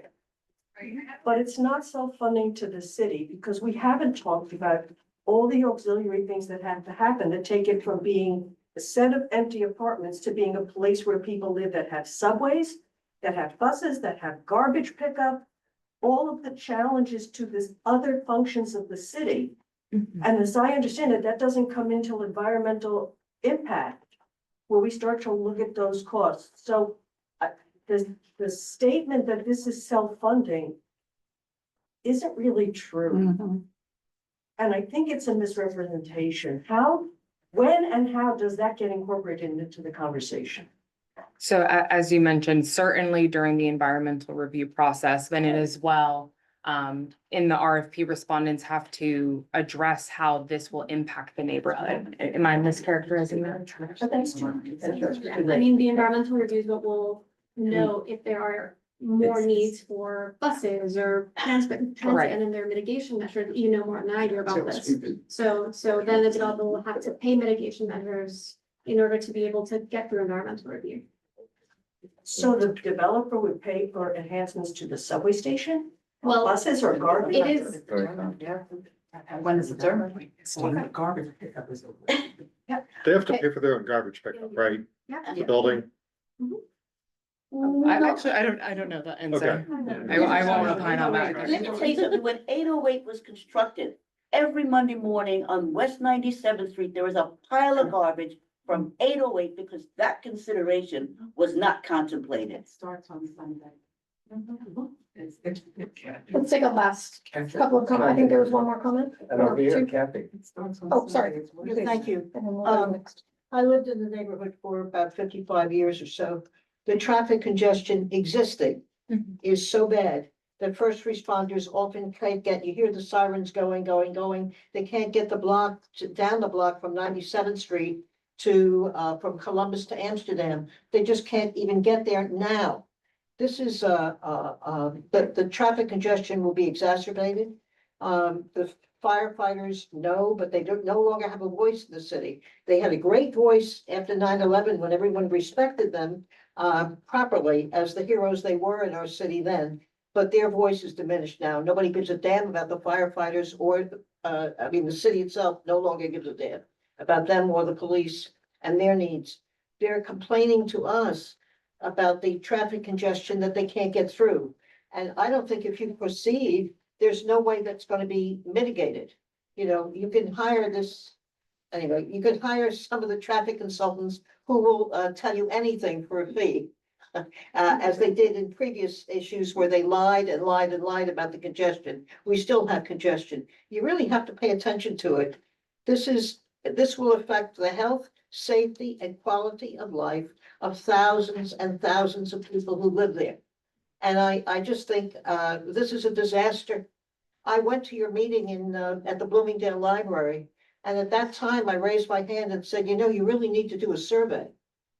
And I completed this survey, but in no way did that survey for one word address the community issues.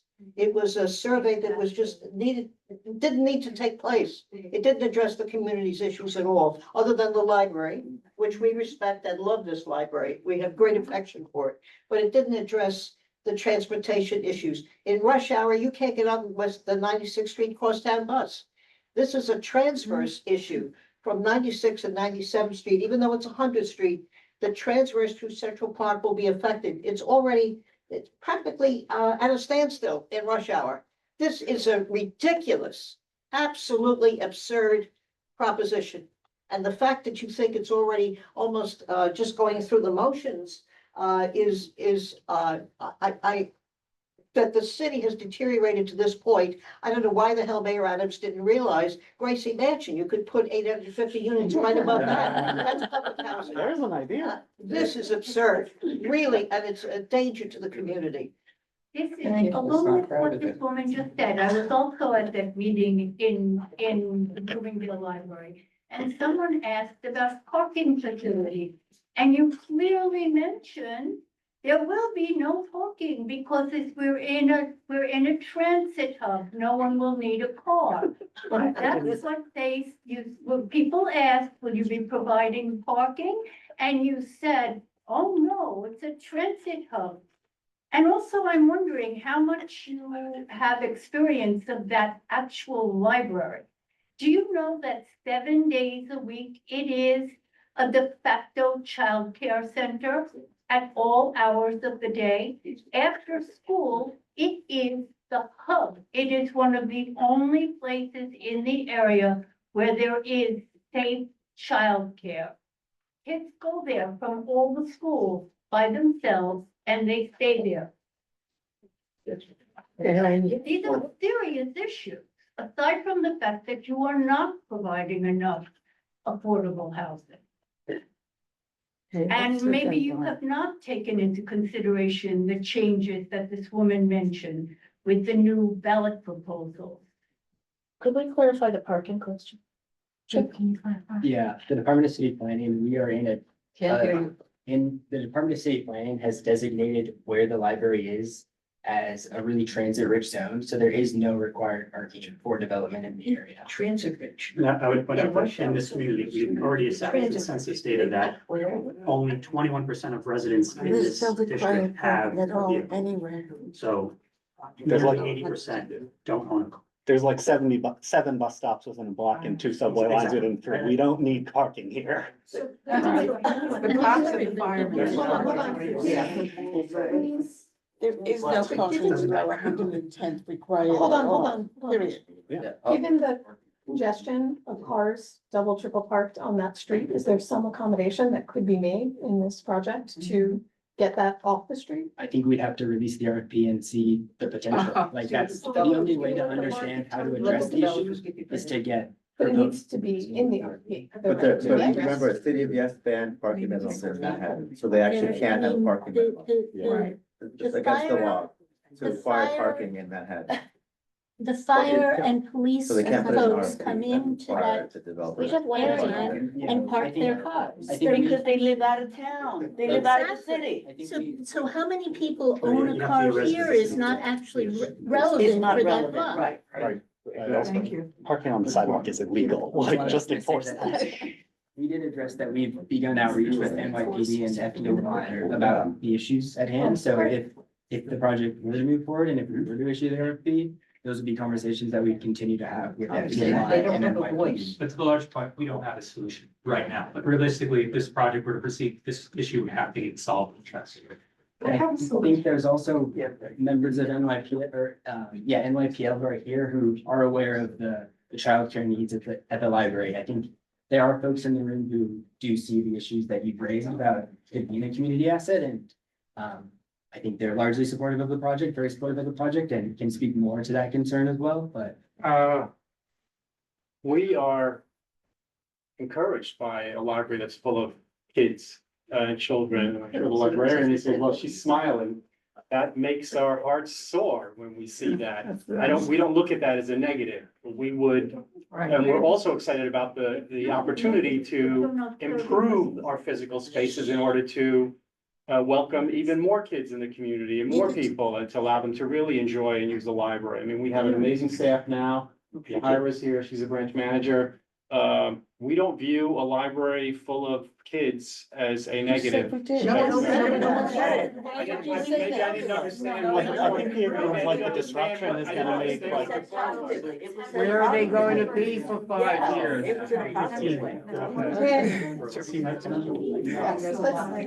No, I thought it was in the context of there being a lot of traffic in the neighborhood.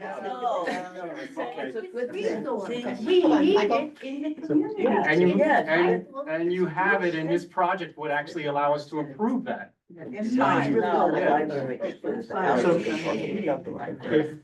We are now at 8:15, and I wanted to bring up a point I brought up earlier. This is the last meeting before the last full board of the year for this community board. It will be our last opportunity as a full board to actually put something in writing, which can be considered as part of the RFP process. At the last meeting of this group, we sat down, and I was an incredibly strong advocate for full affordability, and then I knocked it down to try to be reasonable to 70%.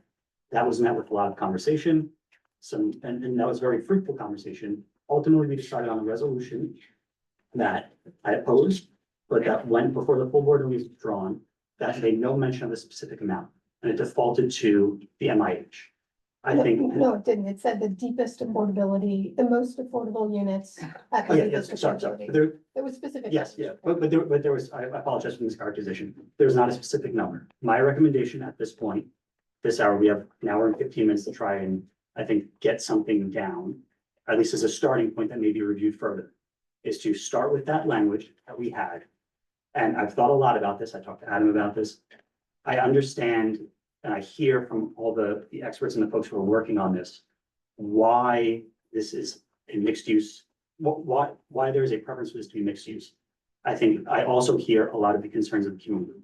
My recommendation would be to either have a recommended low income housing higher than the 30% that is already being put forward by in MIH, or to have, and I understand that the higher you go on the affordable housing, the harder it becomes to actually like subsidize and construct this project, right? Like 100% affordable is 100% expensive. So I understand the more affordability, the harder it becomes. So I would say, I would either say as a minimum 35% affordable housing, or I would go as high as maybe 55% for a medium income housing for the community. I think what, we can put one of those two or both of those or something, but I think we have to put numbers down. This is our last chance to do it as a committee. It's our last chance to vote for it at the community, the full board meeting. And like, we have to kind of act now. So that's my suggestion. I really appreciate that point, Michael, and I appreciate that conversation. I just have a suggestion for Madison and your team, is you're hearing a lot of concerns, skepticism. Some of it is, they want the housing, but 100% affordable. And then there's concerns about the impact of any building on that site. Right? I think there's an information vacuum here that's affecting the conversation that you have the ability to solve. From what I gather from what you're saying is you've explored 100% affordable housing, and it's just not realistic, right? If that's the case, I think it would be really helpful to have an analysis with numbers. Right. And what the timeline would be, what the cost to the city would be, and what the options for funding would be. So the public can understand that you've explored this, but it's unrealistic. So the idea of it's 100% versus MIH as a floor is a false choice. That's the what I don't want to mischaracterize what you're saying, but that seems to be what you're telling us. That's a false choice. And so in service of that, and to address some of the concerns, I would implore you to put forward an analysis that shows how you've explored this, what the timeline would be, what the cost would be, and why it's unrealistic. I think that's something that we can explore and take back to our teams to see what's possible. Okay, that would be good.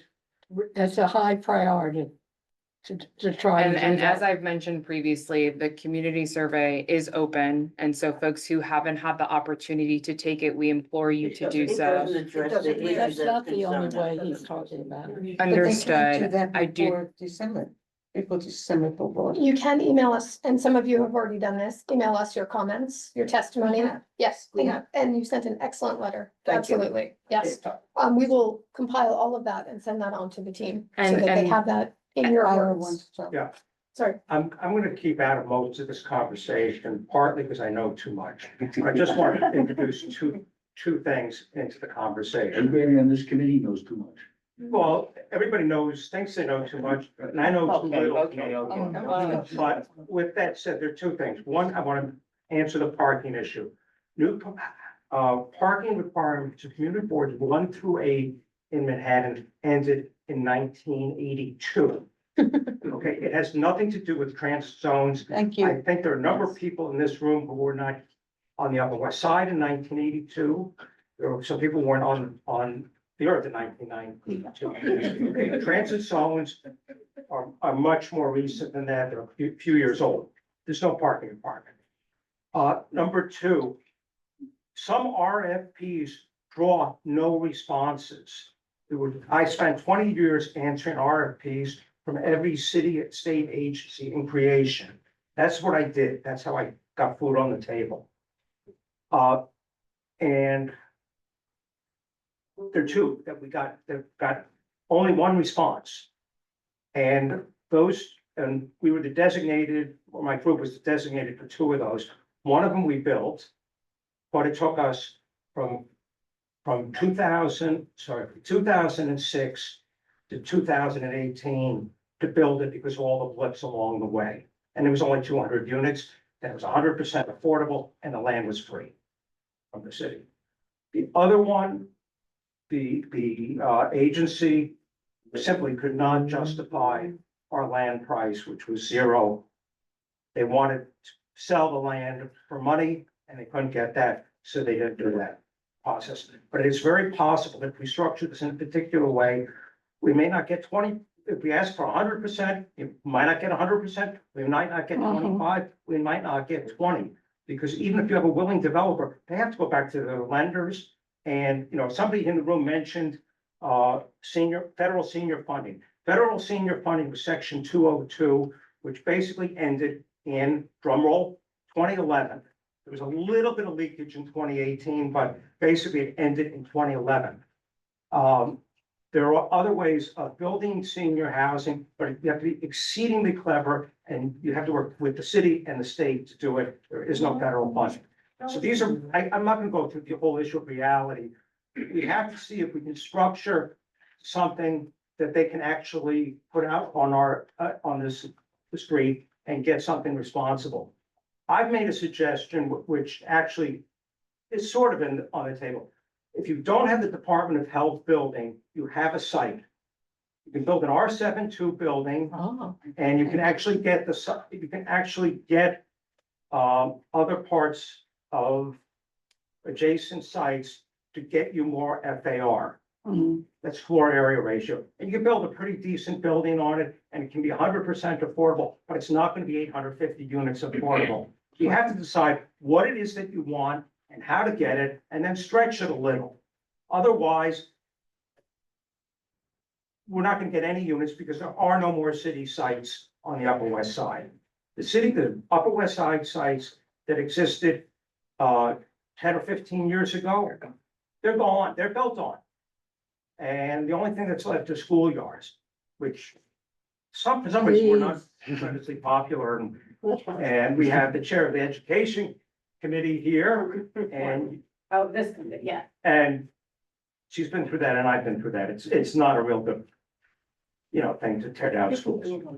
So I just wanted to put that out there. We have to figure out what it is that we want and what's achievable. Because if we put something out there that's, I mean, it's okay to go for reach. Okay?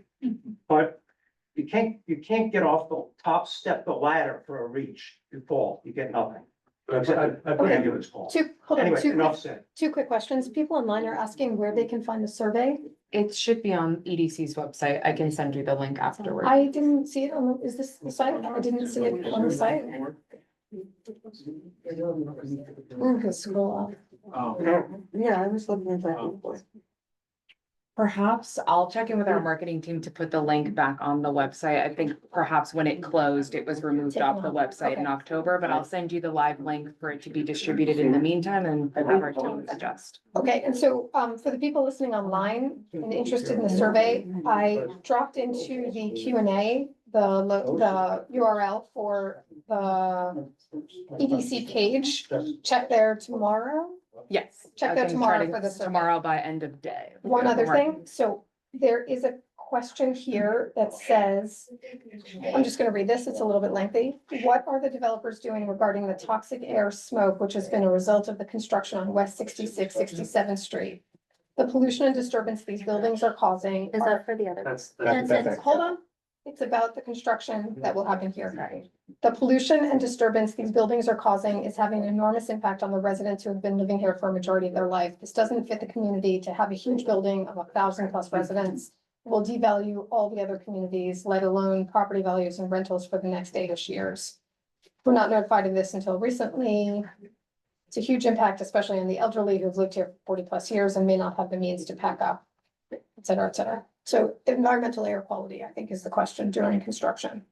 And as mentioned before, like those concerns will be addressed in the environmental review. The construction impacts is included in the RFP as respondents have to create a plan around that. So that is included within the RFP in addition to the environmental. I think we should proceed with Michael's idea, given the time and given the importance of something coming out of this meeting of our recommendation for this project. I put forward my number. Right. So I think we do need to follow up from our prior letter and address some of the issues that have been raised tonight. Yeah. Including suggesting a deferral or delay in the RFP, including our desire to see the RFP before it goes out. As a minimum, certainly as a minimum, there shouldn't be any debate about this. MIH is a range between 20% and 30% affordable. The RFP should in no uncertain terms say that the minimum number of apartments or square footage should be 30%. Take 20% and up to 29% off the table. But I think we should have a mechanism for somebody to draft a letter, send it around before the board meeting, maybe discuss a little bit more at the executive committee, and have something ready for our December full meeting. So we have a draft of a letter Okay. that we put forward for the board. I think this paragraph was potentially the most contentious. So would we like to review that? Just to go through the rest of it really quickly, timeline, we want it sooner, process, more community outreach, building program infrastructure, temporary logistics. I think all these are fairly Is straightforward. there something in there that we want to see the RFP? Yes, that's the last part. Draft RFP. The We draft want to see the draft RFP, and we also would like to be part of the team to review the responses. So back to, I think what the question at hand is this number 2. Because we started with something similar to this. I had proposed a number. Exactly. That was contentious, and then we came to this, which was sort of milquetoast. And so while I understand 70% was not acceptable for this group, I'm putting forward now, I want to go 5% more than your 30%, because I think 30% is that's what they're working with, right? So at least 35%, and if not that, or a 55% median income housing like, That's fine, if I can answer that, the RFP should include a notice. I think you guys can see. That Yeah. I was. Affordable housing is the most important. floor area. Yeah, floor area. Sorry. That makes more sense to me than just having a number, right? So if we're competing on price, right, if we say we're going to, you know, take into account which is, you know, the cheapest price for a project, for example.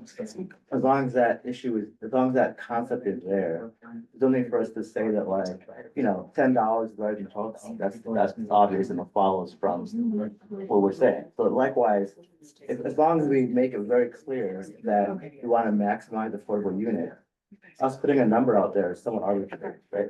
Once they know that the highest bidder is going to have a better chance of winning. I mean, I don't see the meaning of saying 35 versus 30, which is already implied. I mean, The reason that I think it's important to have a number in there and not the greatest percentage is because someone raised the point earlier, but it was, if we're just using MIH as the basis, it's a 20 to 30% range, then we will get 20% and not a that's not single. the nature of competition. If you're trying to win the bid, then you're going to outbid the other person. I mean, it's like I just said, if we say we want to, if we were competing on price and we said the cheapest bid wins, and we said, you know, we want to have the bid under $10 billion.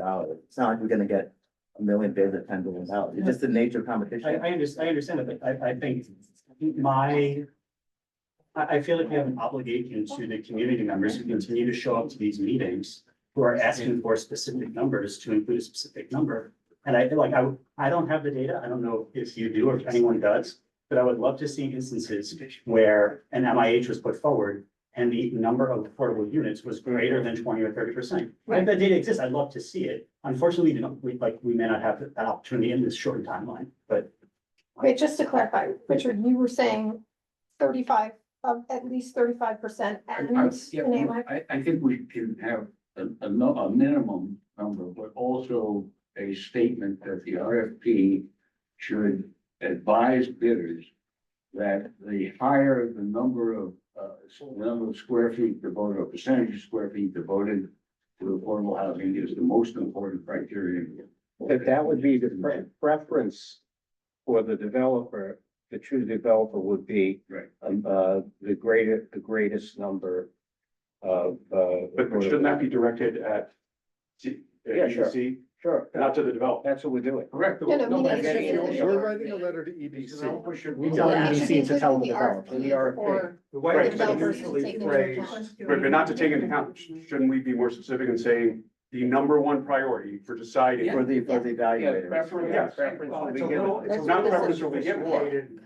I'm saying be more aggressive. Preference to be given is to say the number one priority in assessing the bids will be maximizing the number of The way affordable. these are usually phrased from EDC's point of view is the most square footage for the affordables at the lowest cost to the city. And that's how you win these. So the requirement But is. there's no cost to the city in this project. So that's not- No, that's not necessarily true. This is a land lease. They want payments on the land lease. Or if there's a sale, they want payments there, and they can't give it zero without some demonstrable benefit. If MIH is 30 and you're giving them 40 and no money, that's a trade-off, because they're moving the money over to the other side of them. Right. That's how you get more units, by decreasing the cost of the land. There are three things that the city's gonna get out of this project. Well, arguably four. One, new library. Two, X number of affordable units, or Y square feet of affordable units. And three, the money for the lease or the purchase of the land that the city presently owns. You know, how those things get weighed, they get weighed. I guess I would phrase it rather than a percentage, because I don't think the percent actually matters. I think the raw number of affordable units is the most important factor, or square footage. Square footage, because we had Yeah, another units that's fine. problem. Yeah. with But Excel on, small units. Yes, but the point is, if we're looking at if we are proposing something realistic that we're gonna suggest to EDC, this version of the project, the EDC version, not a different subsidized city-funded version of the project has to bring in money rather than cost money. So, whatever it is that pencils, but the point is, whoever can propose a project that pencils, that provides the most square footage and new affordable housing that doesn't presently exist, where there are 0 units on that plot right now. That seems like what we're after. People want affordable housing. That's the way to get affordable housing at 0 cost to the city. Then put the land at $0 cost.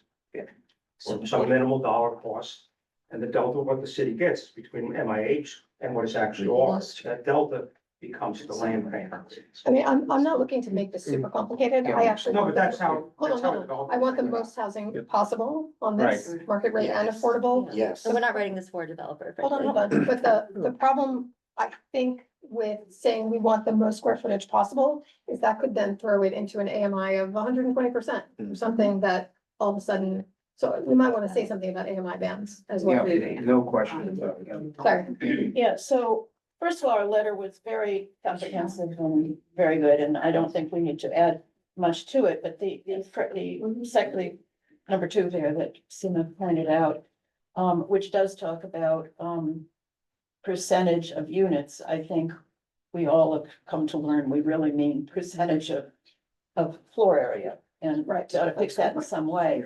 I completely agree with Richard, but the letter already says it, and I think these people have at least heard it from us tonight, that we want to look at the RFP and be able to comment on it before it. I'm sure there's a draft. They're probably sitting close to a final draft by now. It may be that we have nothing more to say about it that we haven't said tonight. It may be that they'll ignore what we have to say about it, but we do want to look at it and have an opportunity. But on the other hand, I think all this stuff about minimums is counterproductive, because we're looking for a private developer, preferably more than one, to respond to an RFP, to have a more than one proposal that will have pluses and minuses and up dollars and down dollars, whatever they are. And the more restrictive the RFP is, the less likely it is that there'll be any bidders, much less multiple bidders. So what I would suggest, and I have some experience with RFPs, there are probably people in the room that have far more experience. It is reasonable, as somebody said, a variation of this, to say one of the factors that will be considered in evaluating the RFPs is there's more than one, is the percentage of floor area. There will be how to phrase this, a favorably looked upon the more floor area there is for affordable housing. That says this is important. It talks about floor area, but it doesn't tell bidders, oh, I'm not even gonna bid on this one because I can't make money on this. I mean, I already don't understand, by the way, if you're talking about market rate supporting supporting affordable, do you actually have to charge more than whatever would be market rate in order to get that? Market rate is the subsidy? most they can charge. Yeah, I mean, market rate is what it is. No, There's no that's extra- right, and right, it that's- can be a lot of profit in there, I understand that.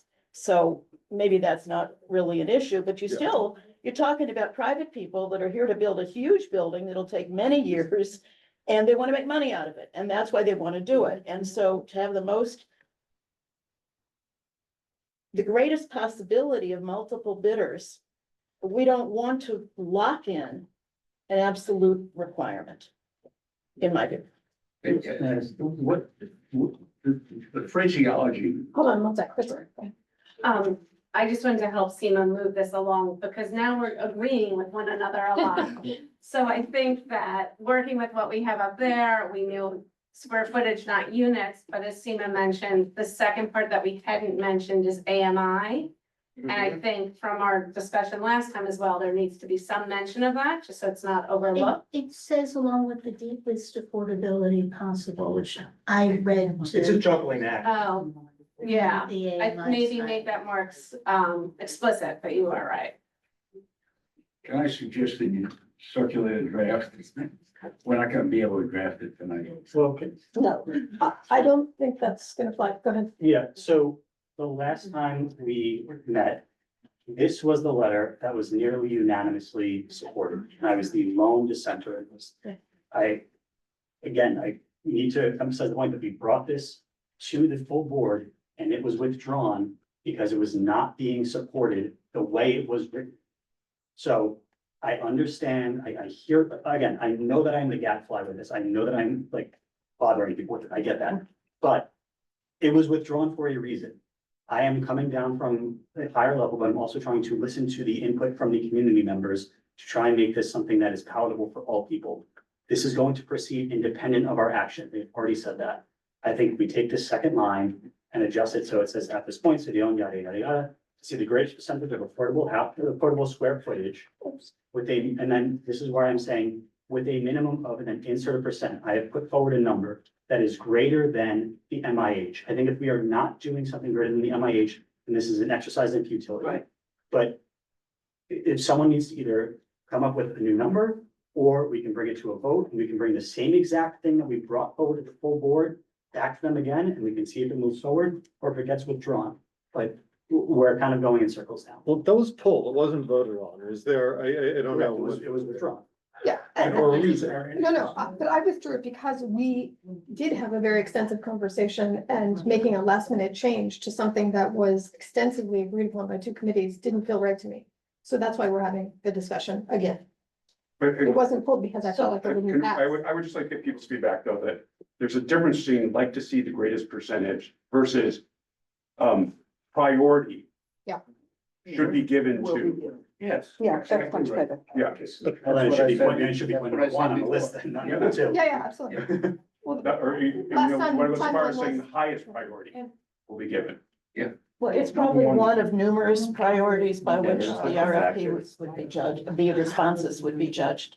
And it is common in an RFP to say, these are the important things that will go into our judgment. Larry, that's But not- actually what is I that right? said before, it's that one of the problems with the EDC's proposals, they didn't give us any of the selection criteria. Yeah, And the problem is when you don't give proposers selection criteria, they may not propose because they don't know what they're to be judged at. And guess what? It costs them money to put the proposals together. And I got some of that, because that's food on the table. No, I I'm think just an architect. anybody that's gonna bid is gonna have a fairly substantial investment just in preparing the bid. Louisa. Thank you. Okay. It seems to me that with everything that we're talking about, we're still gonna wind up with a very tall building and not that much affordable. And we do not know what the financial calculations are that went into their decision. I think that what we have to do and what our history is fight more for a shorter building that is more affordable, because that is what we need in this neighborhood. We do not need more market rate housing, which someone called luxury housing, and which is luxury housing.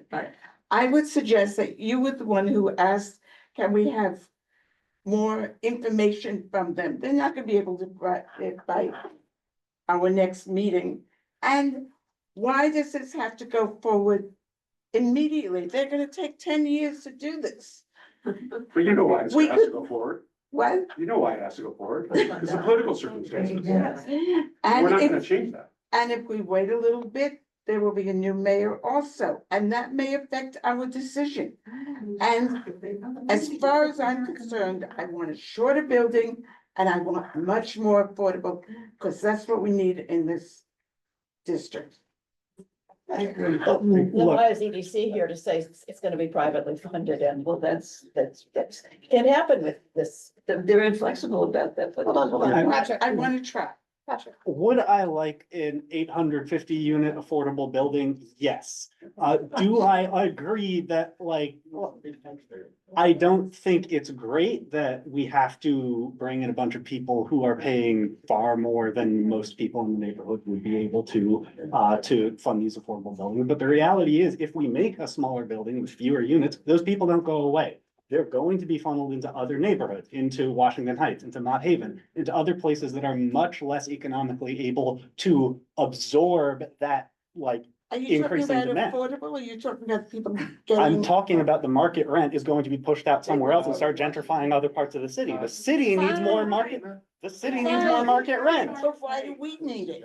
It has to go somewhere. The city's short 500,000 units. I'm sorry, I'm tired of paying $5,000 a month. Jonathan. Okay, suggestion for moving forward, given where we are. I mean, you know, we can debate whether we want more housing, taller buildings, less housing, shorter buildings, et cetera, but they're planning on issuing an RFP. We have a chance to issue a letter. There was a letter that apparently was approved. I wasn't on the committee at the last meeting, but was approved with one dissent. It seems like the actual thing that we are debating is whether we throw in the number that Michael's proposing or not. Rather than, and we never voted on it at the full board meeting. So my suggestion is that we take a revote on the letter that was approved last time. People can vote how they want to, and then have an understanding that when it is presented to the full board, there can just be a note that some people would like there to be a minimum number in there, and we can take a vote at the full board about whether there should be a minimum number or not, and then decide on whether to pass the letter. I mean, if the committee has a view, the full board may or may agree with that, it might disagree with that. We can just put the question to them and see what they say and make a decision. I would like to add I'm a gonna line. use a chair's favor. We'll be there If till you think midnight. it's chaotic trying to come up with a number here, So, imagine bringing that. to oh, the okay, board. then let me make a suggestion. We can throw out a specific number and just say, we are going to, our recommended process is that we have a specific vote about letter as is or letter with a number wording. It can go into chaos, but there can be just two alternatives. Yeah, hold on, let's do Egor, Shelley, Okay. Richard, Byron. Just on the point of adding a specific number, as far as I understood the process, some of the money of the sale or lease is gonna go towards renovating the library. The higher we set the number, the lower we're gonna get in funding. And at some point, it's not gonna be enough to fund the library. That's why I would not put in a specific number. We don't know where it is. Maybe it's at 55, maybe it's at 30. I don't have the numbers in front of me. I would just caution people because any higher percentage we're setting, we are, as far as I understood, taking money away from the other projects that are happening here. That's- Hold on, let's go on, Shelley. Okay, I think we must put into this letter that the idea of an 850 unit development doesn't mean anything except a lot, okay? How that we think there has to be sensible calculations of the square footage, total square footage, and of that,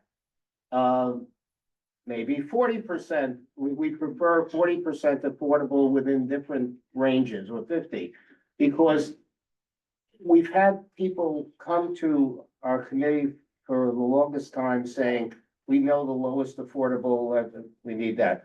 People said we can't, my family, I grew up here, my family can't live here. That we have to have different levels of affordability, and I think that needs to be here. But that they should scratch the idea of 850 units or any number of units, because square footage is what we're concerned about. Okay, and if we leave that 850 units suggested in the RFP, we're gonna end up with 850 units somehow, and I think that it's stupidity, it's So absolute Richard. stupidity. Yes. Yeah, I'd like to make a motion, so. Please. I move that the paragraph with respect to the mix of market rate and affordable. We add the advisor that the RFP should note that the number one priority is to maximize the percentage of floor area devoted to affordable housing at the lowest percentage of AMI. So you're saying take out the minimum number? So does this reflect what you're saying, I think? What? Read what Seema wrote and see if that. I can't read. Oh, Really see. should I read it out loud? Yeah. As this is public city-owned land, highest priority will be given to those bidders providing the greatest percentage of affordable housing square footage possible in the project along with the deepest affordability possible. Okay. So, So hold on, the motion's on the table, so only comments related to the motion will be entertained right now. Sorry to be Questions? a barbarian, but Can you remind us? should we say should rather than will? Yeah. Should, Yeah, yes. that makes sense. And are we And taking out a this might be a percentage? little bit wordsmith, but this is Yes, the this intent. is taking up. Okay, questions on this motion? Really? John. right, I would say instead of percentage, just say greatest number. I'm gonna vote against the motion, but not because I don't like the language, it's because Greatest I would, amount of. I would affordable housing. change percentage to amount. I Amount. care Yeah, I about think I'm the not. size of the slice rather than what it is relative to the rest of the pot. Is that okay? As long as We make the motion. Okay. the term square footage is included. Yes, Yeah. yes, that's fair. Yes. Oh, I think this is on the motion. I don't know that we need the full board. That is, we already have this terrific letter. We've had a very good discussion tonight. We sent the letter without the full board. It seems to me, especially given how fast this is apparently moving, and did all of our ADC people leave? No, They're they're back there. Oh, Yeah. good, glad to hear. It seems to me we could do, another brief letter that would not require the full board. That would just talk about this, assuming we agree on the concept that we have in that paragraph. So that's, I feel like a second issue of can we Yeah, send it out is a this second letter? Shall we vote? Yes. Yes, call the question? Yes. Okay, Yes. all in favor of this language? Just section 1 or section 1 and 2? So section 2 is everything we had before. We could change section 2, but let's focus on 1 right now. We're voting to amend the letter right now, right? Amend the letter, Okay, but Yeah. specifically about number 1. Can I Okay. just ask, I'm sorry, could I ask, but Richard, if this is your motion, would you be comfortable with high priority as opposed to highest priority? Oh, no. No. Right. Highest. The most important, Okay, not like safety, okay. Housing and Land Use Committee members first. Okay. All in favor? 1, 2, 3, 4, 5, 6, 7, 8, 9, 10. Okay, And Polly, yes. sorry, thank you, Polly. Okay, any opposed? 1. Abstaining. 1. Ineligible. Okay, so that's. I move to abstain. Oops, did you vote already? Yeah. Which one were you? 11. 4. Wait, which one? You were 4. Yes. So you'll be, so it's Did you 10 vote dash for it? 1 Dash dash two. 2 dash 0. Right, it's 2. It's. Okay. Okay, YEL committee, all in favor? 1, 2, 3. I only get one vote. No, only No, one. Vote in any committee you're in. Oh, okay. Okay, vote, vote on vote. both. Right? Okay, Yes. vote. Yeah, each committee is taking its own vote. Okay, good point. Right. 1, 2, 3, 4, 5, 6, 7. 7. Okay. Any opposed? It'd be chaos at full board. Sorry. Abstaining. Ineligible. Okay. Michael, you don't have to apologize. You're sticking to your guns. It's okay. Yeah. Okay, so the motion passes. Oh, non-committee members, sorry. Any non-committee members here? No. Okay, so the motion passes. So this is the language, might be grammatically changed a little bit, but this is the intent. Any thoughts on? Can I just ask one anything question? else? Yeah, please. You'll go through any reference to unit will flip to. Yes, Thanks. good point, yes. So units will become square footage. Any other changes to the letter?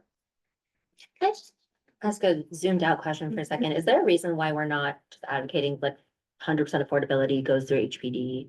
Like, is that decision just above our pay grade? So we're just accepting like the way the city has processed it? Is that kind of?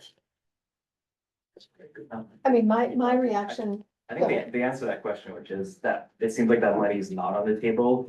And if we say no to this project, there's no guarantee HPD is gonna come around with, maybe they will, maybe they won't. Yeah. How long do we wait? So I guess- Also, it's a fair question, but it sounds like they don't think it's likely given the. Right, so instead of saying we want to go back to the drawing board, we're saying we're working with them. Yeah, also the Okay, I just wanted to clarify that. Yeah, the question is, do Yeah. you want to comment or not? Yeah. Okay. So now I'm confused about where we Sorry, are one second. procedurally, because we sent this huge letter. Right, so your second Without question, the yes. full board. I don't understand whether you're now proposing to send the same letter with the full board all over again, but with a slight change in language that we've talked about. If you could do all of this before as a committee letter, it seems to me, don't need the chaos, Michael. You can, This is a parliamentarian question, I think. Can we send this letter out? I think it's a good point. What we can do is say that the full board endorses the letter that was previously sent with the following addition. You know, just put in that language. But the full board has not voted on They it. voted at all? Well, good. Yes, we did vote it all. They would vote now. You're saying you would, The vote would be, the vote would be to approve the letter with the added language. But I guess Claire's question is, can we send it out now, or do we have to wait till after the do we really board? need the full board at all? Yeah. since we. How soon is the full Since board? we already did it once. December second. December second, it's not that. A couple. Now, and December second, whatever it is, not gonna affect anything. People who are here tonight. Egor knows. Yeah, And Okay. It gives the opinion Yeah, that's to what I the would board. say. That's Wait. what they- Yeah, I think we should give the board. Already have the question. Gloria. Yeah, I just wanted for future, first of all, thanks to these committees, because you got this like in June or something, right before summer or in summer.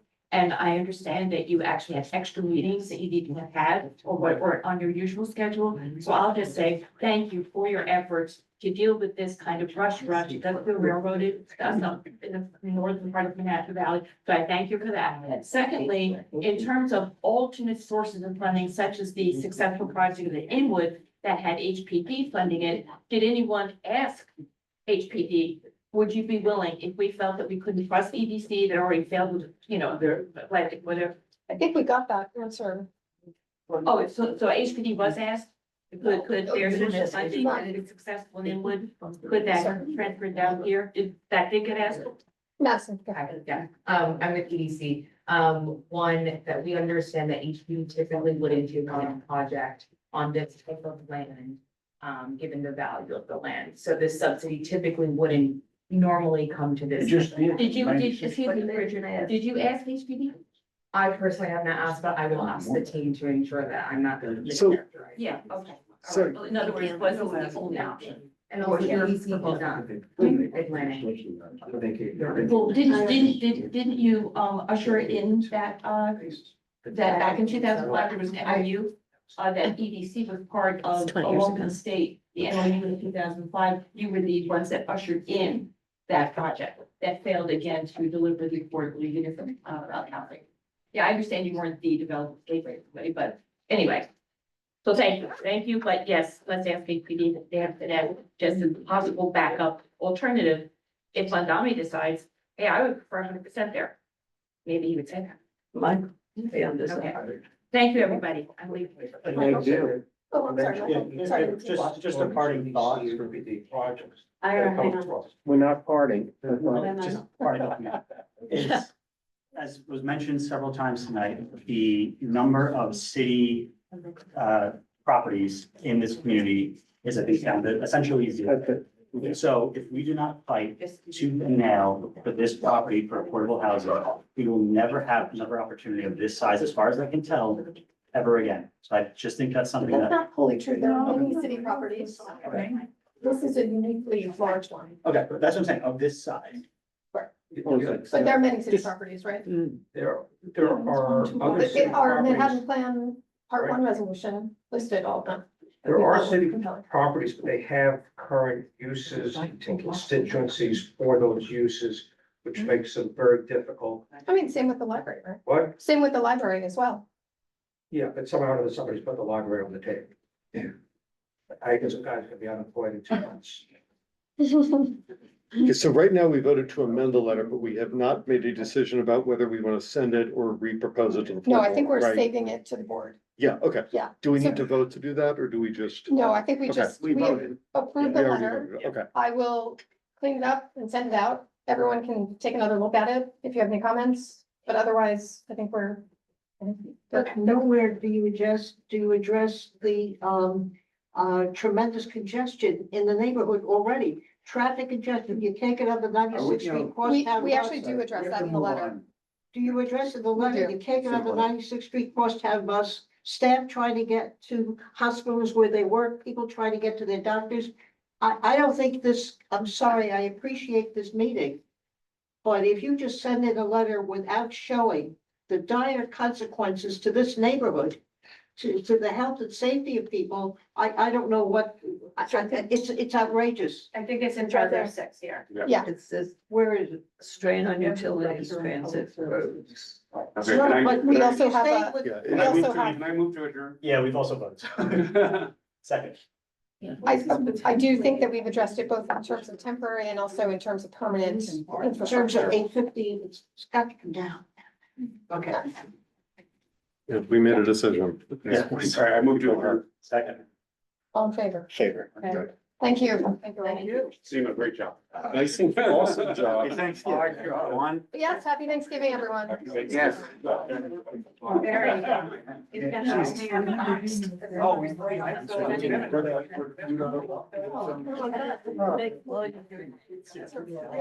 I was ready to. Yeah. Oh, no, yeah, we stopped. Yeah, we said we're- That's right. I like that. No, I think we're done. The